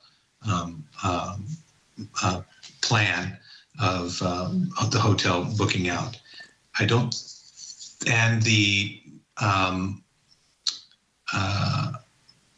think I missed anything else. So if I missed something, I apologize. I did my best. You did very well, admirably. The only other thing I noted was there was also the interest in having the graphics at the time that they change come back to the Planning Commission for approval as well. I'm okay with that going to DRC still, so I'm okay. Okay, very good. I'm open to it. So I would second that motion. We have a motion and we have a second by Commissioner Davis. Here we go. Now it's time for discussion. Chairperson Kogler, can I ask a question real quick? Yes, absolutely. Commissioner Covarrubias. Just with clarity on the valet, the additional parking that they're going to obtain. It's my understanding from staff that additional parking, the needed spaces can be valet or possibly even self-park. Is that accurate, staff? Yes. So I would propose that in the approval that we include valet / self-parking for clarity, so that the applicant is clear that we're okay with that. Because I believe how it's proposed now is strictly just valet. And I think staff could use clarification. Is the intent that the guests have to use the hotel's parking, whether it's valet or self-park, or is the intent that it must all be valet?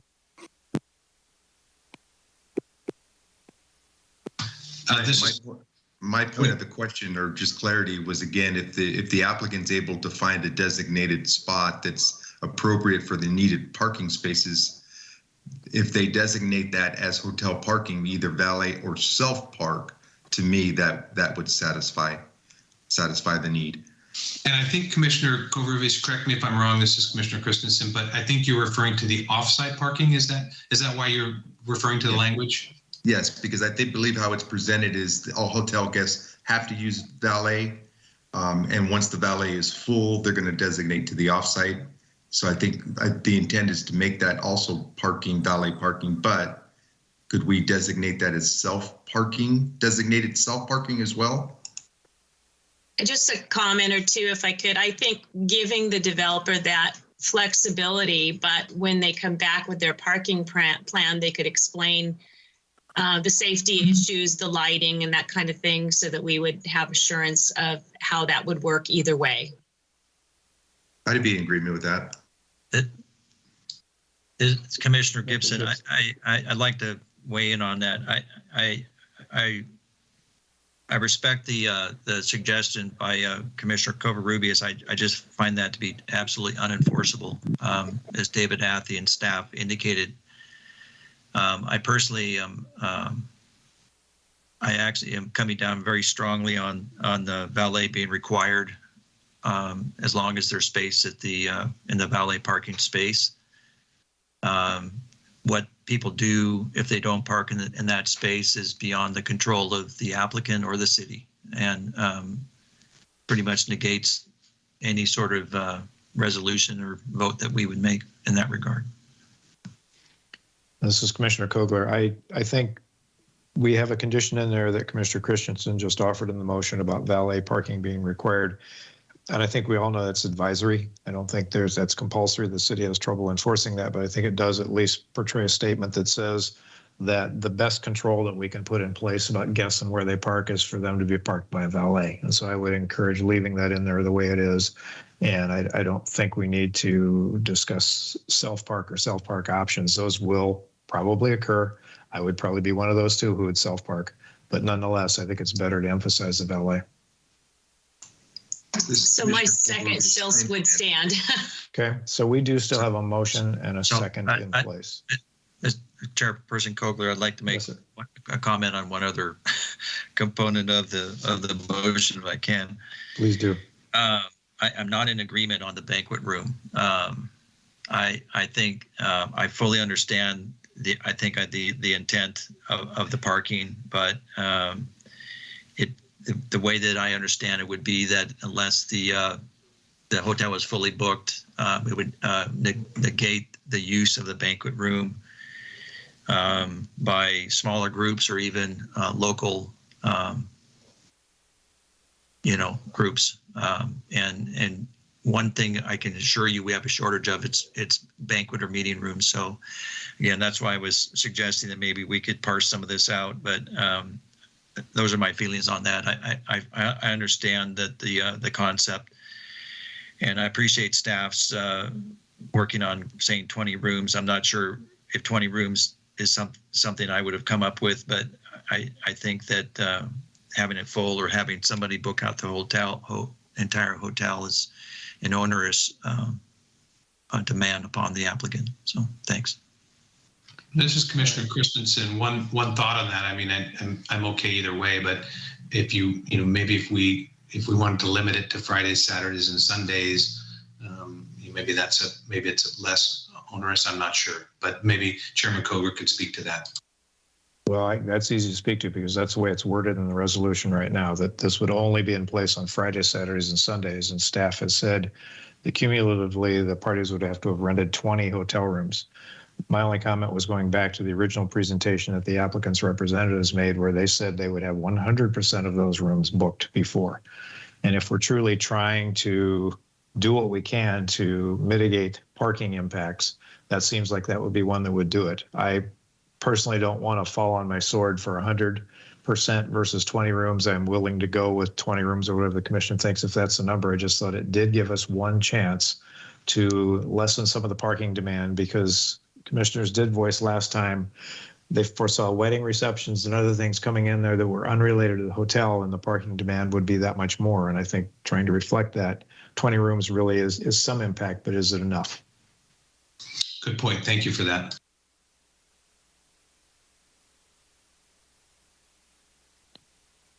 Okay, so again, the way it stands, we do have a motion. We do have a second. I don't think we've further modified that. We've talked about some of the components of that motion. Is there any other discussion that the commission has on any of this?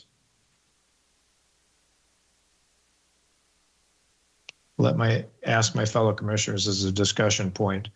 The use of the banquet facility and limiting that to a certain number of hotel rooms as an offset to parking demand. How do you feel about that?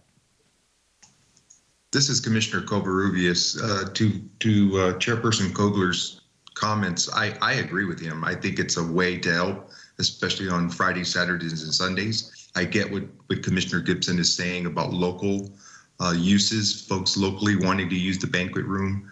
But I think on the weekends for weddings and larger events like that, I think as the motion has stated, the way it's stated, I'm in agreement with it. Thank you. Any other comments on that by other commissioners? No, just my only other request, Chairperson Kogler, is could we have somebody reread the motion back to us? Staff can do that if you're ready. Certainly, please do, Mr. Friss. So I have down as the motion to approve Resolution A. With these changes, we're going to drop condition 10E, which is the in lieu option. We're going to add a condition that valet parking is required for all guests. We're going to add a condition that the Planning Commission will review the off-site parking plan and approve it. And we are going to change condition 16, requiring full occupancy on Friday, Saturday, and Sunday for banquet room rental. And Warren, is there a time frame on the parking plan as part of the, or can we get a clarification from the maker of the motion? The parking plan. The parking plans before issuance of building permit under number 11. So that would be the requirement, is the Planning Commission would have to approve it before we could issue the building permit. All right, thank you. Commissioner Kogler, this is Yes. Commissioner Covarrubias. Did we also mention something about the window graphics needing to go to commission, or can they just stick with DRC? That was put forward, and as Commissioner Christensen, I think, stated when he made the motion, he's comfortable with that being reviewed by DRC, and I am as well. Okay. Other commissioners may feel differently. And that was my second as well. Okay. I thought DRC approval was fine.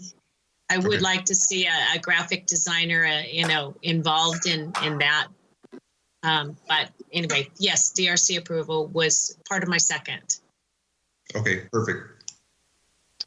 Okay, we have a motion, we have a second. We've talked about some of the conditions of the motion. Are there any other conditions that bear any discussion by commission members? If not, I will ask staff to please call the roll. Commissioner Christensen? Aye. Commissioner Davis? Aye. Commissioner Gibson? Aye. Commissioner Covarrubias?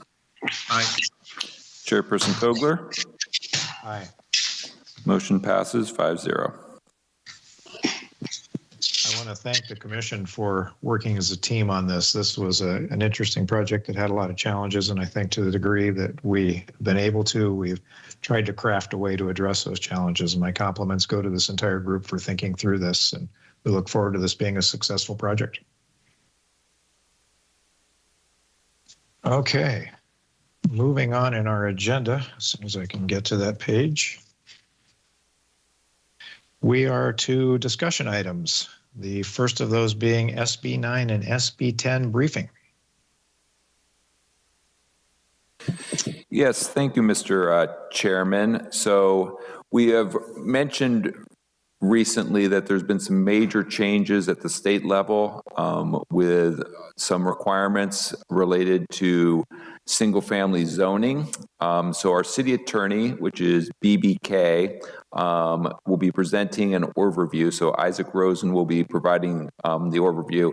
This is an informational item at this point. This is a rapidly evolving kind of issue, but this is at this point our best understanding of the issue and some of the parameters. Keep in mind, Senate Bill 9 will go into effect on January 1st. And we will be briefing the City Council on this in the future as well. So with that, I'll turn it over to Mr. Rosen. Thank you so much, Warren, and hello again to our chair and fellow commissioners. And I wish this legislative update had more good news for local discretion. It won't be that type of project and presentation. As Warren mentioned, the City Attorney's Office is working closely with the planning department to still review sort of the practical implementation issues associated with SB 9 and SB 10. And so before that time, we certainly want to avoid a prejudice discussion that could impact future projects or subject the city to any scrutiny from the state during that review. And with that said, as Warren mentioned, this will be something that the City Council is similarly briefed on in terms of an information item. And at that time and in consultation with staff, our office will work certainly to look at sort of any changes that may be necessary under our municipal code or other policies and procedures. And of course, that would come back to the Planning Commission for a more robust discussion and input on a more granular level. So with all that being said, with that caveat, this is just sort of a broad overview of what we'll be talking about tonight on SB 9.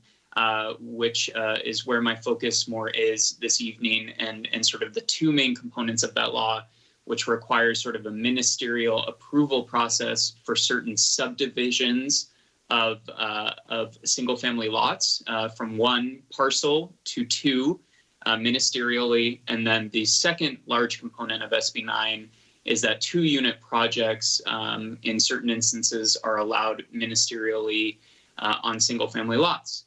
And then I'll talk a little bit about standards applicable to both. On SB 10, I have a quick overview of that. although it's less an immediate consideration for the city. It regards optional upzoning that the city could undertake pursuant to its general zoning code amendment process. Next slide, please.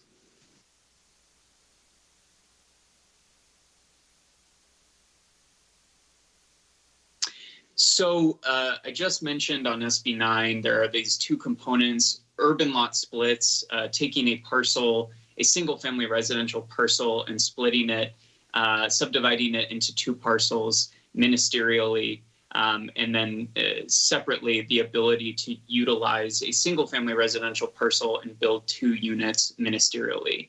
So all local agencies, including the city, including charter cities, the law is sort of all encompassing, must approve certain proposed lot splits in 2-unit projects without a hearing or discretion, and that's beginning in January of next year. So what this means practically in the largest sense is that a single family residential lot could be split or subdivided into 2 individual lots under SB 9, and then following that split into 2 residential lots under the 2-unit provision, each of those 2 new lots could have two residential dwellings on the lot, bringing the total density to 4. Obviously, this is a substantial impact to density in the city and elsewhere in the state. The implications, again, are things that we're continuing to review. But what I'll do is provide an overview, at least how the law as approved and signed by Gavin Newsom contemplates both lot splits and 2-unit projects. Next slide, please.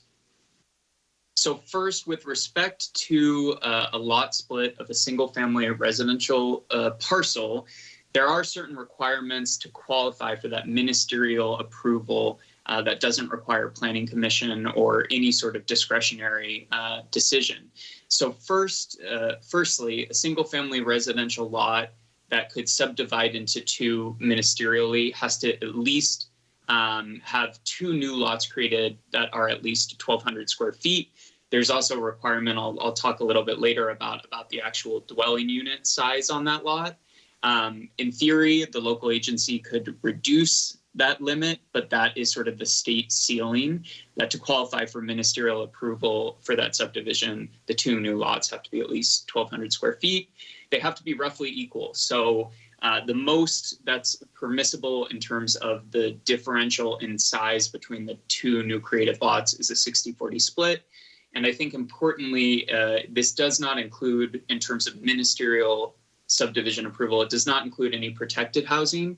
Obviously, we often see more common that multifamily residential structures might have an affordability complex. So that's more common to have a component part of multifamily housing than it is to have affordable housing on single family lots, although certainly organizations like Habitat for Humanity and other groups sort of do focus on that. So to qualify for a ministerial lot subdivision into 2 new single family parcels, it can involve any protected housing. So there can't be a demolition or alteration of any affordable housing, meaning any housing that's under covenant or subject to an affordability restriction over a set amount of years. It excludes rent-controlled housing. One that I think might prove important is if an owner of a single-family residential lot takes the housing off market within the last 15 years to be owner-occupied, that takes that specific parcel out from this ministerial approval. And finally, any housing occupied by a tenant within the last 3 years qualifies as protected housing, not subject to this ministerial subdivision. Next slide, please.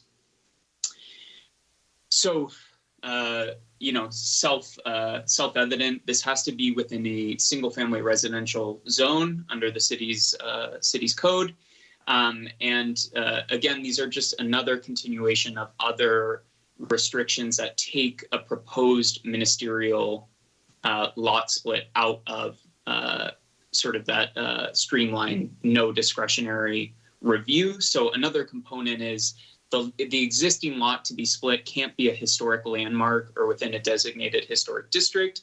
This would include any sites that are on the state's inventory list. It also includes sites or districts as defined as historic under local adopted policies. So it applies within an urbanized area or urban cluster.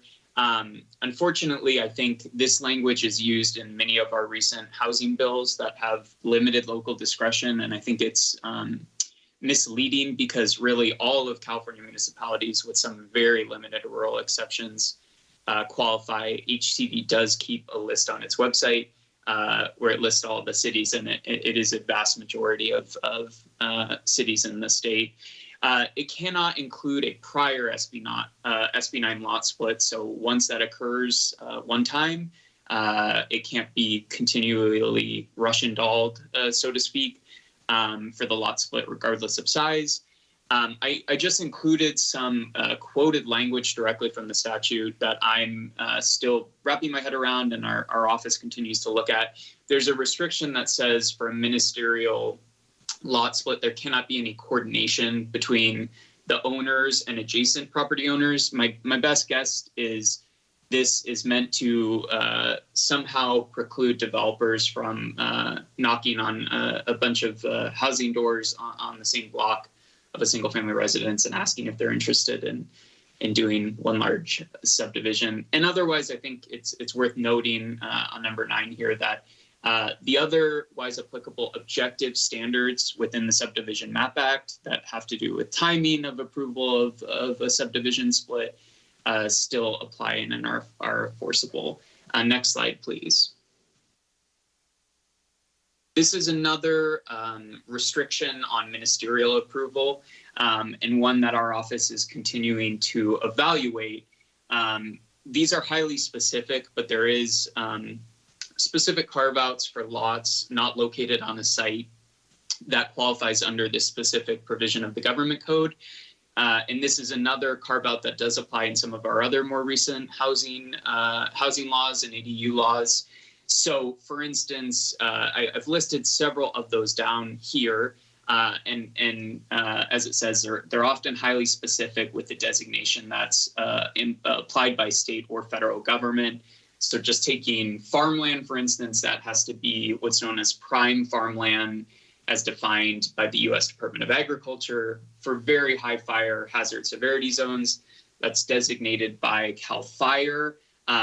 But with very high fire hazard severity zones and some of these other sort of exceptions to the rule, there are still requirements that if there are mitigation measures that are available, that could, again, bring some of these designated parcels back into ministerial approval. And that's something we're continuing to look at. Next slide, please. So there are restraints on the city's authority with respect to approving these lot splits. And for our commission, some of this might, again, look familiar. The state passed the Housing Crisis Act in 2019 that streamlined housing development projects and requires the Planning Commission to make certain objective findings if they're going to deny qualifying projects. That is similar to SB 9 and these lot splits that, a local agency can enforce existing objective standards, objective zoning, subdivision, and design standards that involve no personal or subjective judgment. So again, this is something we see in some of these recent housing laws as a restriction. Next slide, please. And apologies, I look at this slide, I see how wordy it is and appreciate the commission's attention on this, understanding it's a lot to dig into. And as Warren said, we're continuing to evaluate and we'll obviously have more information. And this is a lot at one time, but these are some of the other restraints on the city for processing otherwise qualifying ministerial lot splits. I mentioned sort of off the top, the lot split has to allow 2 new parcels that are each 1,200 square feet. And the restraints on the city is that if you're going to apply otherwise objective standards, those standards actually have to yield to the effect that they physically preclude constructions of 2 units on those new parcels that are at least 800 square feet. And you sometimes see similar language in terms of the high standard that objective standards, even when adopted and applicable, sometimes have to yield to the extent they make construction infeasible. We see that with certain density bonus obligations that housing development projects qualify for.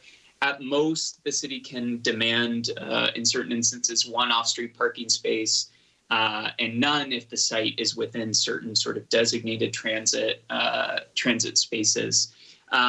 Setbacks of 4 feet or less, this also matches sort of our local ADU restrictions that the city cannot require, even on an objective standard, a setback that's more than 4 feet. And if the lot split results in an existing dwelling sort of moving into 2 separately owned residential dwellings, so I imagine like a duplex, then if it's in the same location and the same dimensions as an existing structure, you cannot require a setback.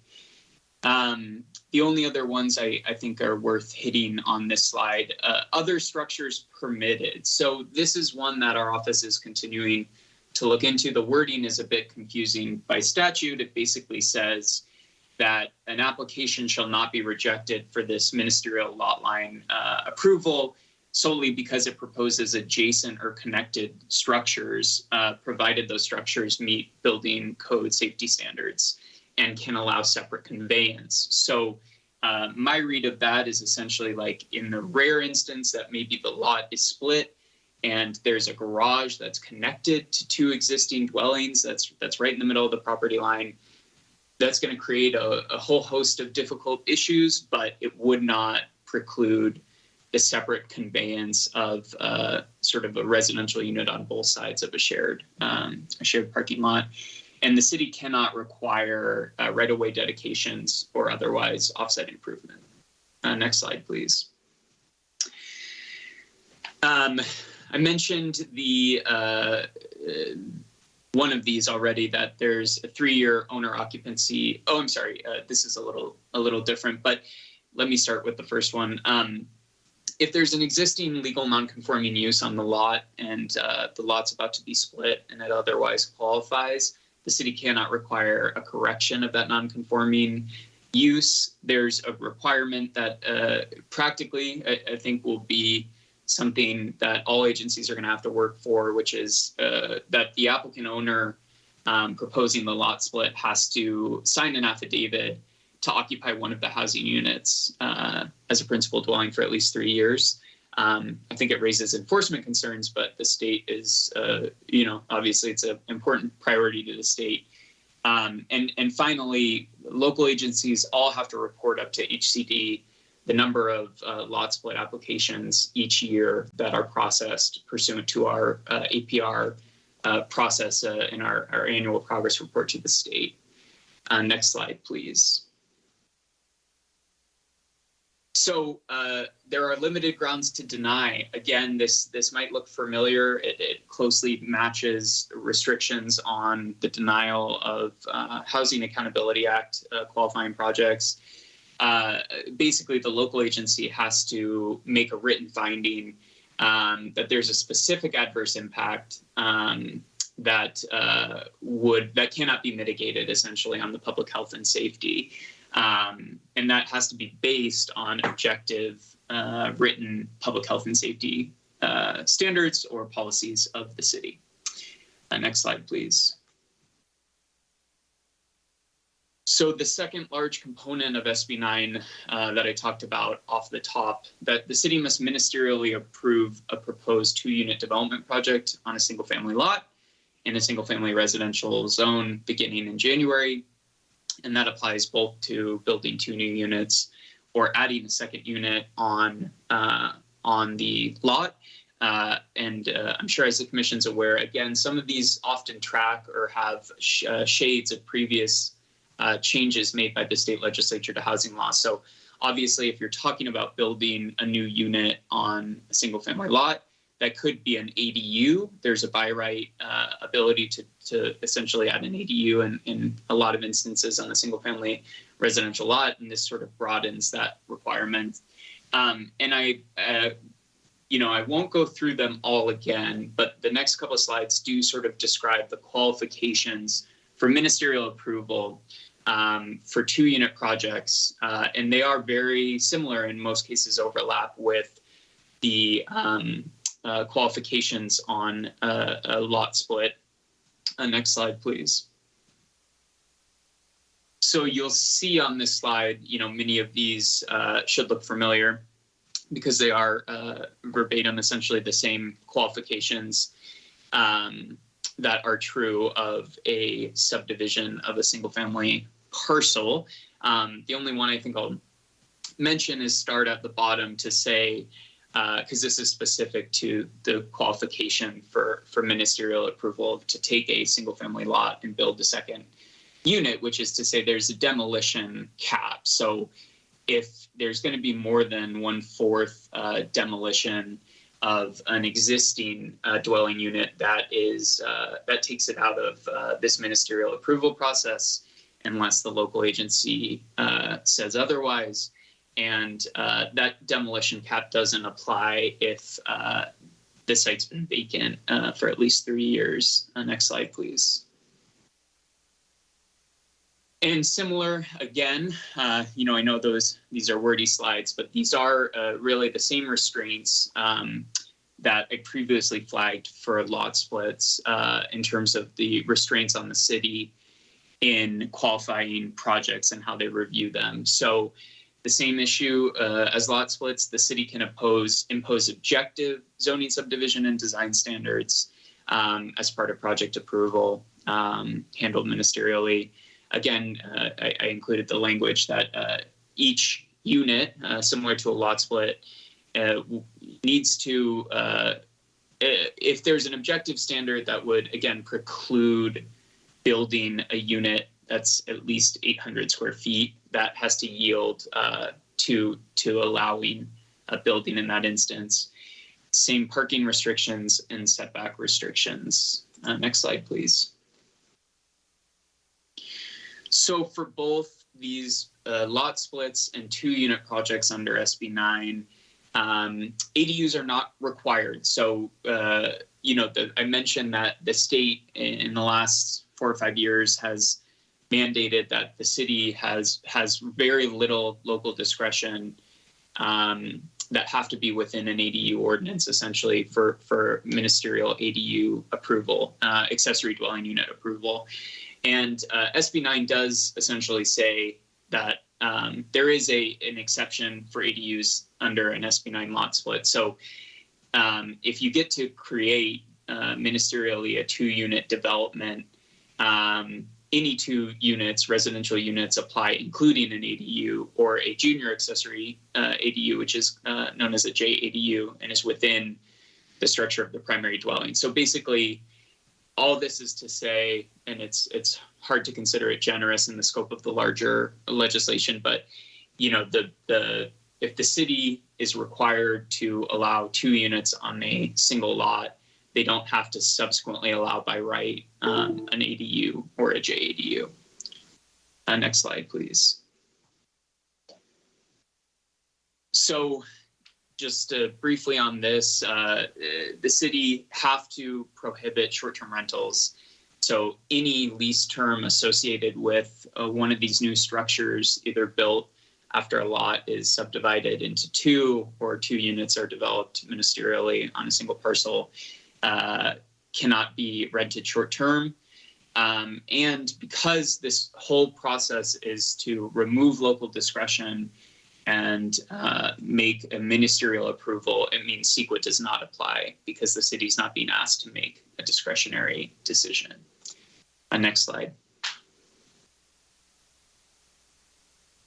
So SB 10, this is sort of an optional upzoning ordinance, and it's written here on this slide.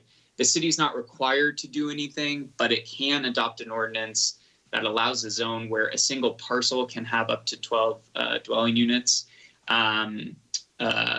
sort of by right, essentially, or a permissive use that doesn't require a discretionary approval, as long as the height is specified in that ordinance. And there's certain requirements about what constitutes a transit-rich or urban infill area. It really means essentially a transit-rich area is sort of within a half mile of a transit stop that runs regularly. So say a bus route that runs every 15 minutes or fairly frequently over the day. So we would sort of evaluate the extent to which areas in the city, potentially if there's direction from decision makers to consider this optional upzoning, would apply to that or an urban infill site as defined. Next slide, please. And that would require certain ordinance findings and that are set up by statute. And I would just note AFFH, that's our affirmative fair housing obligations. So in the next cycle of housing elements, there are affirmative fair housing obligations. Cities have to describe, how they're sort of addressing historic inequities in housing, and optional upzoning based on this requirement that affirmative fair housing obligations be considered is meant to address that. So I would say in fairly dense corridors within municipalities. And it's worth noting that if a city's interested in doing an ordinance that would allow up to 10 dwelling units on a single parcel, it can supersede a local initiative if it's adopted by the decision makers on a 2/3 vote. Next slide, please.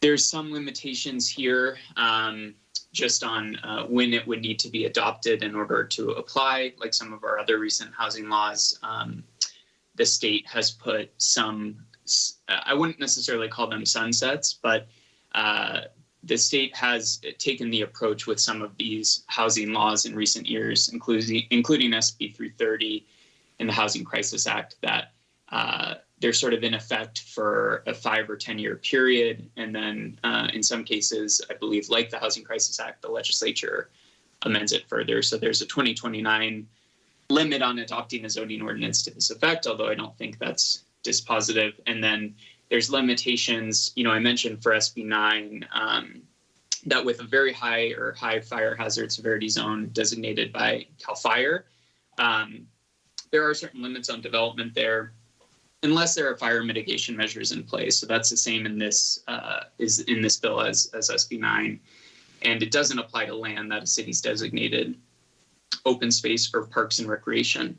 Next slide, please. So one thing, however, that I think is worth flagging on SB 10 is, and again, we're seeing lots of overlap with some previous housing laws. So no downzoning is allowed. So if a municipality decides to move forward with an SB 10 upzone, it can't go back and reduce the density of that parcel within the zone. And you do see this in some cases, again, with certain housing development projects where there are limitations. If a housing development project is subject to discretionary approvals, there are still limitations on downzoning or otherwise reducing the density. Next slide, please. And I'm pleased to report this is the last substantive slide. SB 10 is exempt from CEQA, although if there's further rezoning, upzoning, environmental analysis is still required. And then the final slide is my contact information. I recognize that was a lot of information. I'm happy to answer any questions from the commission, with the understanding this is an informational item, as Warren said, and it will be back to the commission for a deeper dive as our office continues to evaluate the practical implications of the laws. Wow, Isaac, good job. Indeed, there's an awful lot there, and I'm sure initially maybe some questions, longer term probably a lot of questions. Before we turn this to the commissioners, I would ask Warren if you would comment. As we will talk about further on our agenda tonight, we get updates on the fact that we are in the process of beginning to update the zoning code. Talk a little bit about how all of this will be influencing and included within that endeavor that we're about to undertake. Well, these are state preemptions, so we won't have any discretion about including or not including them in the zoning ordinance. The city attorney is going to be providing us some advice about potentially how we could address some of the variables within the ordinance, and those may be included in a zoning code change in the future. Whether that's part of the comprehensive update or not, I think that remains to be seen. I think we are just still kind of in the discovery process. There's a lot of work to do. I think most cities in the state are kind of trying to analyze what this means and how disruptive this may be to some existing neighborhood fabrics and character. Okay, thank you. Let's turn this back to the commission for any questions that you might have on this. Let's start with Commissioner Gibson. I have start off with a two-part question, so I'm just trying to wrap my head around this. So Isaac, if I recall correctly, it said that it had a 4-foot setback on the sides and the rear, but then that would mean, I guess, that there is no restriction on the current ordinances for the front setback from the front of the property. Correct. That's, or at least that's my recollection, Commissioner Gibson, that, again, I think there's the 4-foot side and rear restriction. That's the ceiling of what could be required. And then to the extent there are objective standards that would apply to either a lot split or a 2-unit project, I think the only consideration on, front setback, if there are other restrictions on that otherwise apply, is that tricky language about those standards sort of yielding to the ability to build 800 square feet minimum residential units. So I think you answered the second part of my question, that then it occurred to me that you could have a front setback such as, for example, we do have now where we want the house to sit back a certain distance, and obviously if there's attached garage, then we want to sit back a certain distance. But then if somehow the topography or something prohibited the 800 square foot house from being built, then really that the 800 square foot house would be allowed really without any restriction. Does that sound about accurate? I would like to think, I think short answer, it does sound accurate, but there are obviously, I think this is true of any municipality in the state, and certainly with some of our unique specifics with lots and setback, that I think that's something we continue to study, is the extent to which, there are objective standards and unique lot configurations, and what it means to actually try to think about the practical considerations for those types of lots and parcels. All right, so my second and last question. So we have, like a lot of cities and even counties, we have an oak tree ordinance. So it occurred to me then that something like this might actually even preclude the oak tree ordinance. For example, you have you're going to do the lot split, and you have certain prescriptive entitlements, but there's oak trees, and normally you would say, well, you can't do that, but this would seem like this would override any sort of oak tree ordinance. What's your thoughts on that? We have been in touch with staff about the oak tree ordinance, and it's something we're certainly working through. I do think, though, on a high level review, I mean, the extent to which there are objective standards, those can still apply, and it's just, again, sort of like the actual analysis and looking at our code, and especially at the importance of our oak tree ordinance, and those objective standards that can still apply. Okay. Those are my questions. Thank you, Isaac. Thank you, Commissioner Kogler. Thank you, Commissioner Gibson. Commissioner Covarrubias. Thank you, Chairperson Kogler. Isaac, great job. A lot of information. I think, like a lot of my fellow commissioners, is we're just starting the process to try to absorb and understand all of this. I'm going to be curious to see how this is going to change the characteristics of a lot of our neighborhoods. I just think it's going to be very interesting going forward. I think to Commissioner Gibson, I was one of the first things I thought about was our oak tree ordinance and how this was going to affect it. So thank you for adding a little bit to that. But I definitely don't have any specific questions at this point. I think as we kind of do some due diligence on this and gain more information, it's going to be interesting to me to see how this affects our neighborhoods and the things that we love about, especially places like Paso Robles. We've got some beautiful, well-designed neighborhoods. It's going to be interesting to see how this impacts those going forward. So thank you for the information and the presentation. Okay, Commissioner Davis, questions? No real questions. I had similar comments as Commissioner Covarrubias. I immediately thought of the oak tree ordinance, and I think Field did too. So no questions at this time in the evening. Thank you. Thank you. Commissioner Christensen, questions? Just one question, Isaac, is there a way you can share this presentation with us? I'd like to read it over again, kind of absorb it a little bit more, and then I feel very comfortable that I'll probably give you a call with some specific questions, which I already think I have, but I don't want to go so late in the evening that it's just a blur. So I do appreciate this. I know this is a hot topic, and I truly I want to delve into this more. So I do appreciate you doing this. You bet. These are wordy slides. It's something I always struggle with in my style of PowerPoint. So, but I think the benefit of that, Commissioner, is hopefully, they provide some additional context. And of course, planning and our office are working through it and available. That'd be great. I really appreciate that. Thank you. That'll help me with the questions when I call you. And I just have a couple. Couple times during your presentation, you talked about we're working through some of this. Do you have any feel how long it's going to take for some of this to kind of come together and be a coherent package?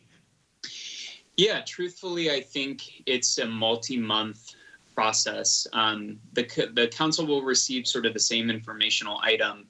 And then part of it, Chair, is really to analyze sort of in real time, I think, both the intent and if we get any clarifying guidance in advance of the January date from the Department of Housing and Community Development, and also just to sort of understand how other municipalities are handling it, and to further dig into all the fun legislative intent. There's a working group at our firm, and our city attorney Elizabeth is the chair of the whole housing working group. So we're having lots of internal discussions and to just try to provide more direction and guidance about, again, I would say the practical implications of this in advance of the effective date.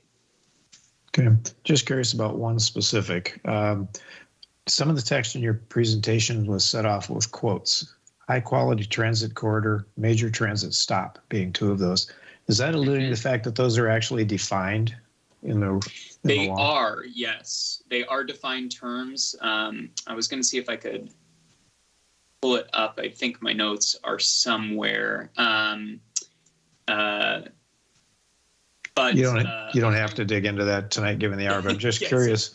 Does any transit stop in this community rise to those? Because it seems like that's a pretty high bar, and I can't imagine under some interpretations we would make that with the transit we have in place.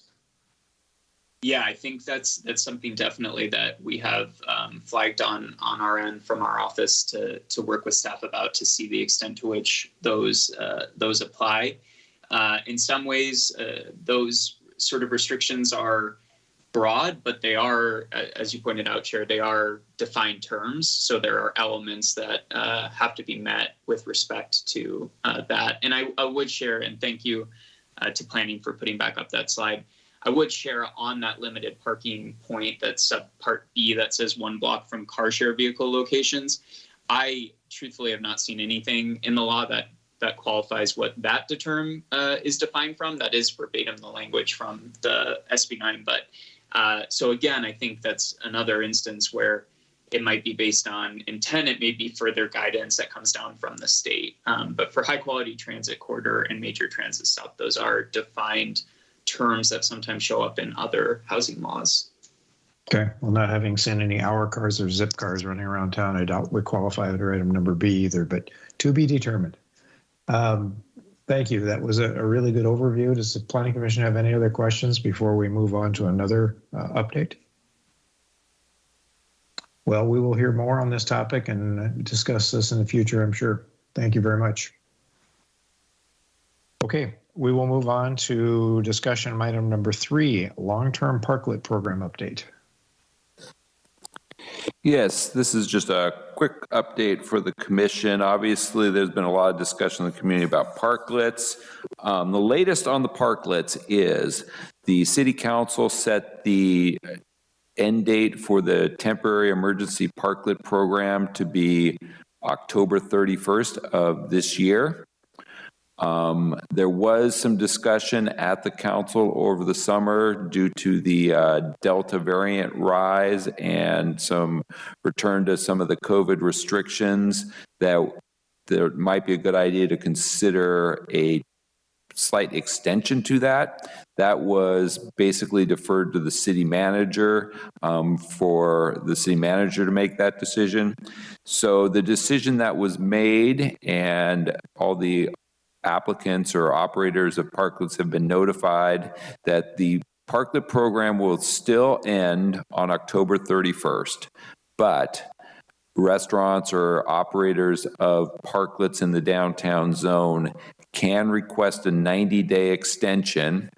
They need to submit a request for the extension, and there's some requirements in terms of how they are going to operate and use the parklets for the next 90 days that they have to agree to. But based on that, parklets could be extended out until January 31st. So the deadline for the extension applications is next Monday, October 18th. At that point, we'll determine how many will still remain past the October 31st deadline. There's still discussion or some interest at the council of considering a more permanent long-term parklet program after all the temporary parklets are removed in January. That's going to be some sort of public process involving probably an ad hoc committee and staff of some sort. The exact configuration of that process hasn't been determined yet. That is kind of seen as a 2022 work program. So at this point, that hasn't been defined. There probably will be some role for some commissioners in that process as we move forward, but I imagine it'll be 2022 before we start to get into discussions about that. So that's the parklet update. Okay, I'll see if commissioners have any quick questions. I just have one. Is that extension a one-time extension, or is it potentially extended beyond January 1 as well? At this point, it's intended to be a one-time extension. Okay, thank you. Questions from other commissioners? I have one, Warren. Is there any discussion that their application will discuss meeting health codes, safety issues? Will there be some requirements in that application process that are heightened compared to what we have now? So yeah, we do intend, one of the requirements of the application is that they do need to keep the parklets in, very high quality condition. So as we're going through reviewing these extension requests, there may be some requirements for some cleanup on some of these existing parklets if they're going to remain. Thank you. Any other questions from commissioners? last chance. We shall move on. Consent calendar is next on our agenda. We've got minutes from 3 meetings from the DRC and 2 from the Planning Commission. We can take these as one motion, but let's, for a discussion perspective, any notations, changes, thoughts about the DRC meeting minutes first? This is Commissioner. From November or September 20th, September 27th, and October 4th. Yes, Commissioner Christensen? Sorry, I apologize. I didn't mean to interrupt you. No problem. Chairperson Kogler, there's one item, September 20th meeting notes. 2 of the other planning commissioners that were on that DRC meeting with me, I'd feel very comfortable if they were here approving those as well, because it was such a lengthy meeting. So I can either wait for the motion and then possibly do an amendment to that and removing that portion, I suppose, or I would just motion to table item 4 until the following meeting. Whatever would work best, I would take a recommendation on that. Okay, let me quickly ask that of staff that given, and item number 2, for anybody that doesn't have it in front of them, regards the landing, the Estrella Boys School, which was obviously a lengthy discussion, lengthy minutes. Warren, can we simply pull those out without a motion and say we'd like to see those next time? Yeah, if you just don't take action on that one set of minutes, then we'll just automatically move that to the next agenda for consideration. Great, thank you, because I think Commissioner Christensen raises a really good point that one probably should have the witness of the other 2 participants as well. So that brings us to just item number, yes. Chairperson Kogler, this is Commissioner Gibson. I would like to address item number 3 of the September 27th DRC meeting. Okay, please do. And in particular that I'm not sure that I'm comfortable with the action on that item as it's stated. So I'm not sure that most of the people in the room were there listening. So I'll try to do a quick summary. So the issue or the concern with the DRC, which actually was 2 of us because Commissioner Christensen recused himself, was that they wanted to have access on 21st Street, but it came up that the plans that were presented, we did not approve those.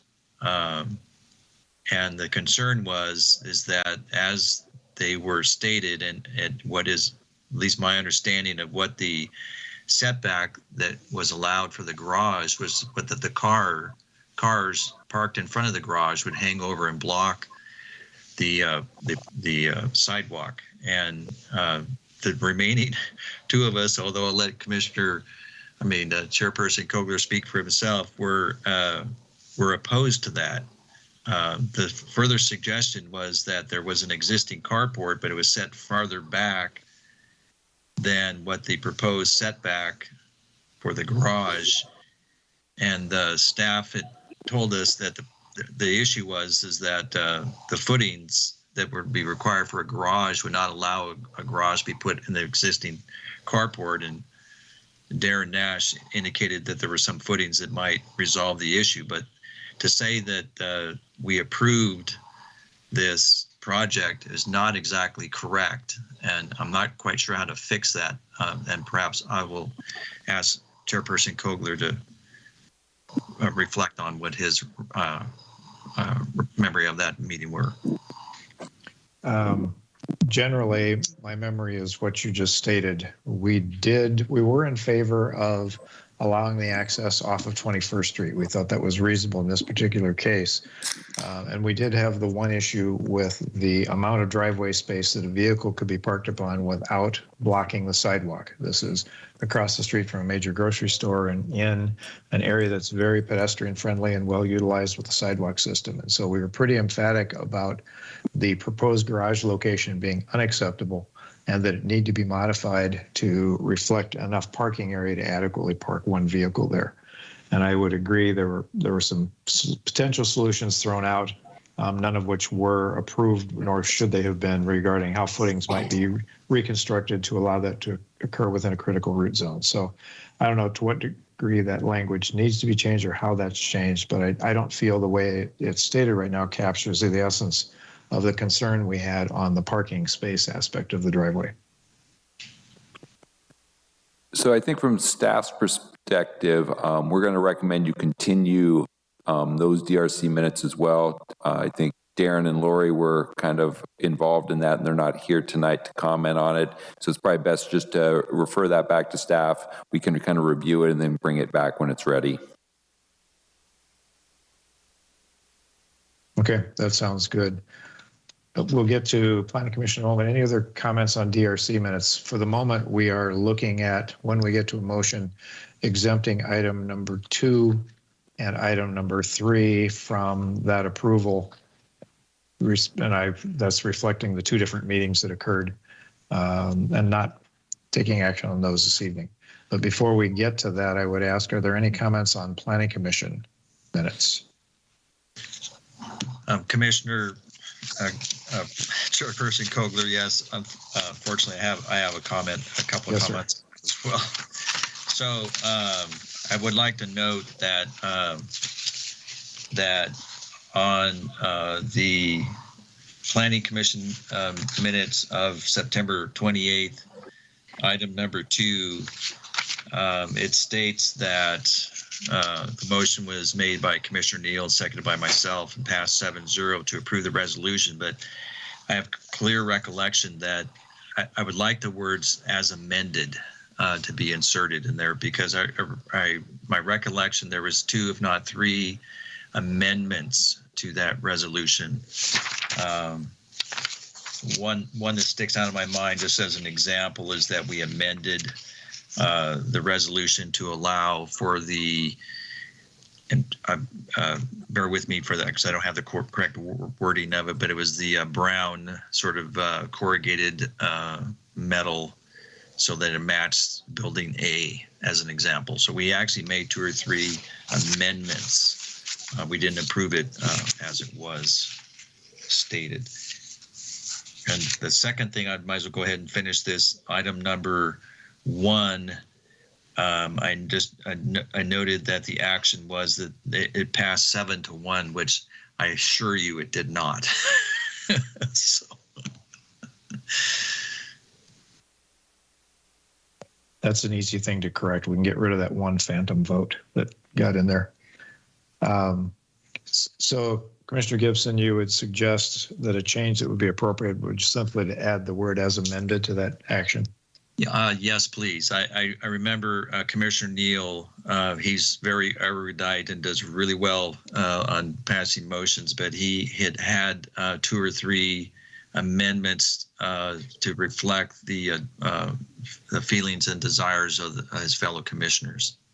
So I think we said it was passed as amended. That would be an accurate reflection. Okay, that seemingly is an easy change. Any others? I have one quickly on the next item, number 3. There are the conditional use permit for the Hotel Paso Robles. It's kind of an editorial comment. I think sometimes our minutes are too brief. And in that particular case, my suggestion would be, and this is for future action, I don't expect this to be changed now, but we had a motion, and then I was very specific in setting that motion up that we would provide some direction to the applicants. I think it would be helpful if the minutes would reflect, when that situation happens, what those items are that we asked the applicant to consider. I think it would be a concise statement of the action we took, but there were some kind of almost conditions associated with that. So the addition of those in the future to a similar situation, I think, would be helpful. But I'm not requesting a change there, just an editorial comment moving forward. So what we have in front of us is a set of DRC minutes. The meeting from September 20th, we're suggesting that item 2 be removed for consideration at this point in time. The item number 3 under the September 27th meeting, we also suggest be removed for some modification of the language there. And then in the Planning Commission minutes, as we just discussed, on item number 2, the meeting from September 28th, the words "as amended" to be added to that action item. With those pullouts and changes, so to speak, is there a motion for approval of the DRC minutes and the Planning Commission minutes? I will make this is Commissioner Gibson. I will make a motion that we approve the DRC minutes and the Planning Commission minutes shown removing item 2 from September 20th DRC meeting, removing item 3 from the September 27th meeting, changing item 1 from September 28th meeting from 7-1 to a 7-0 vote, and amending or changing item 2 to insert the words as amended. I'll second that. Motion. We have a motion and a second by Commissioner Christensen. Any further discussion? Hearing none, I would Can ask staff make a quick comment? Yes, please. It's going to be much easier if we just continue all of the 2 DRC minutes rather than approve half of them and then come back with certain items to change. It'll just be a lot cleaner if we just continue them and not try to partially approve them. Sure, now you tell us that, Warren. That's fine. Mr. Christensen, and who was I've lost track of the motion here in a second. Gibson was first. I will amend my motion to state that we will. Warren, you want to what word do you want to use? Do you want a table consideration of the DRC? Let's just continue to September 20th and September 27th DRC meetings to a future agenda. I make that change to my motion to continue those 2 DRC meetings, September 20th and September 27th, to a future meeting. And you would let stand the recommended action on the Planning Commission minutes? Yes, with correcting the vote, because obviously there's not 8 of us, and then inserting the words as amended in the one item I noted. And is the seconder okay with that change? Yes, thank you. Perfect. Staff, please call the roll. Commissioner Gibson? Aye. Commissioner Christensen? Aye. Commissioner Davis? Aye. Commissioner Covarrubias? Aye. Chairperson Kogler? Aye. Motion passes 5-0. Okay. Other reports. Housing Opportunities and Constraints Committee and Zoning Code Update. So we have a Housing Constraints Committee scheduled for next week. It'll be on Thursday, October 21st at 3 p.m. So that will be an overview of where we're at with the zoning code update. And we're also going to be talking about some potential housing site issues. And I think on the next agenda, we're going to be recommending the council we add one more planning commissioner to the Housing Constraints Committee. So if that's approved, we'll have 3 commissioners on the committee for that meeting. That'll conclude the Housing Constraints report. Okay, very good. Thank you. So the next item is the Railroad Street Ad Hoc Committee report. We do have an upcoming meeting there as well. Yes, the next Railroad Street Ad Hoc will be this Thursday, which is October 14th, 2 p.m. It will be a virtual meeting. We'll have consideration of a possible recommendation to bring this back to Planning Commission at that meeting. That sounds good. Paso Robles Street Report. We've talked in the past about how that's being deferred until such time as we finish with Railroad Street. So I assume there's nothing more to report there. Correct. And then on the DRC rotation schedule, any substitutions or changes anybody needs to request at this point in time? Hearing none, and if those arise, we can always communicate that to one another through proper channels. We shall move on to Planning Commissioner's comments. Commissioner Davis, do you want to start us with any comments? I don't have any comments, but last report, the Dodgers were ahead. I'm not sure if that's final. Thank you. Thank you for that all-important update. Commissioner Covarrubias, comments? Great job tonight. And to confirm, Dodgers win 7-2. Thank you, Robert. Commissioner Gibson, any non-baseball comments? Darn.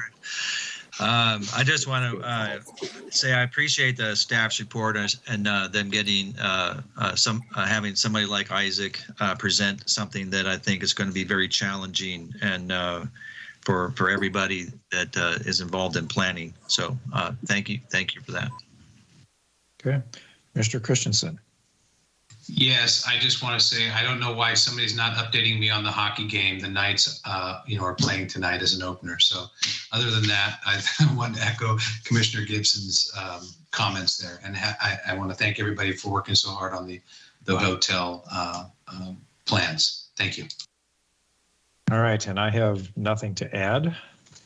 So we shall move from our comments to staff comments. Got a couple quick updates for you. The city council plans to return to in-person meetings next week, and the plan is that the advisory commissions and committees will follow suit. So we expect our next planning commission meeting, which is October 26th, to be an in-person hybrid meeting. So that we'll have the planning commission here in the chamber, limited occupancy for the public. It'll be a hybrid meeting, so we'll still have the call-in studio so the public can attend virtually if they choose. The assistant city manager and chief of police recruitments are moving ahead. Interviews are this month for both positions, so we're hopeful to have both positions filled by November, December of this year. The landing project, which is at the Paso Robles Boys School, we are continuing to work on the EIR. The focus there really is the traffic. We're meeting with Caltrans and coordinating on that. So that is moving forward. We're probably at the earliest looking at late November, December for a public review of the EIR. So we'll keep the commission posted on that as it moves forward. The Red Tail Apartments, which is the apartment project next to Food for Less on Creston Road. We are looking at a groundbreaking event sometime later this month in October. We would like to see as many of the commissioners there as possible. So once we get a date pinned down, we'll make sure you have invitations to that. A couple minor items on your upcoming agendas. I think there's some variances, some time extensions. There's an RV storage project out at the airport that's requiring amendments, so we're getting those queued up. City Council next meeting will be reviewing the annual short-term rental report. So that is of interest. You might want to tune in on that. And then we also have an issue with the city's longstanding prohibition of tattoo parlors within the city limits that has a constitutional problem that needs to be cured. So we will be bringing an urgency ordinance to the city council probably at their next meeting to establish some temporary rules for tattoo uses as we then incorporate a formal update to the tattoo ordinance into the zoning code. That'll conclude staff's report. I have a quick question on your first report, the in-person meetings. The county still has a mask mandate in place for public spaces. Will all attendees, including commissioners, be required to be masked at all meetings? We will know that by the time we convene the planning commission meeting. I think that'll be determined probably next week at the city council hearing exactly what the protocol for masking will be. Will we be informed of that prior to the meeting? Yes. Okay, thank you. All right. Looks like we're done. It's been a long night for one key item and some reporting items, which are significant as well, and we've made it. I would ask for a motion to adjourn. So moved. I have a motion to adjourn. Is there a second? I'll second. I'll second that motion. Seconded and thirded. All in favor, aye, and we're out of here. Aye. Aye. Thank you. Bye. All right. Good night, everybody. Good job. Thank you. Night all.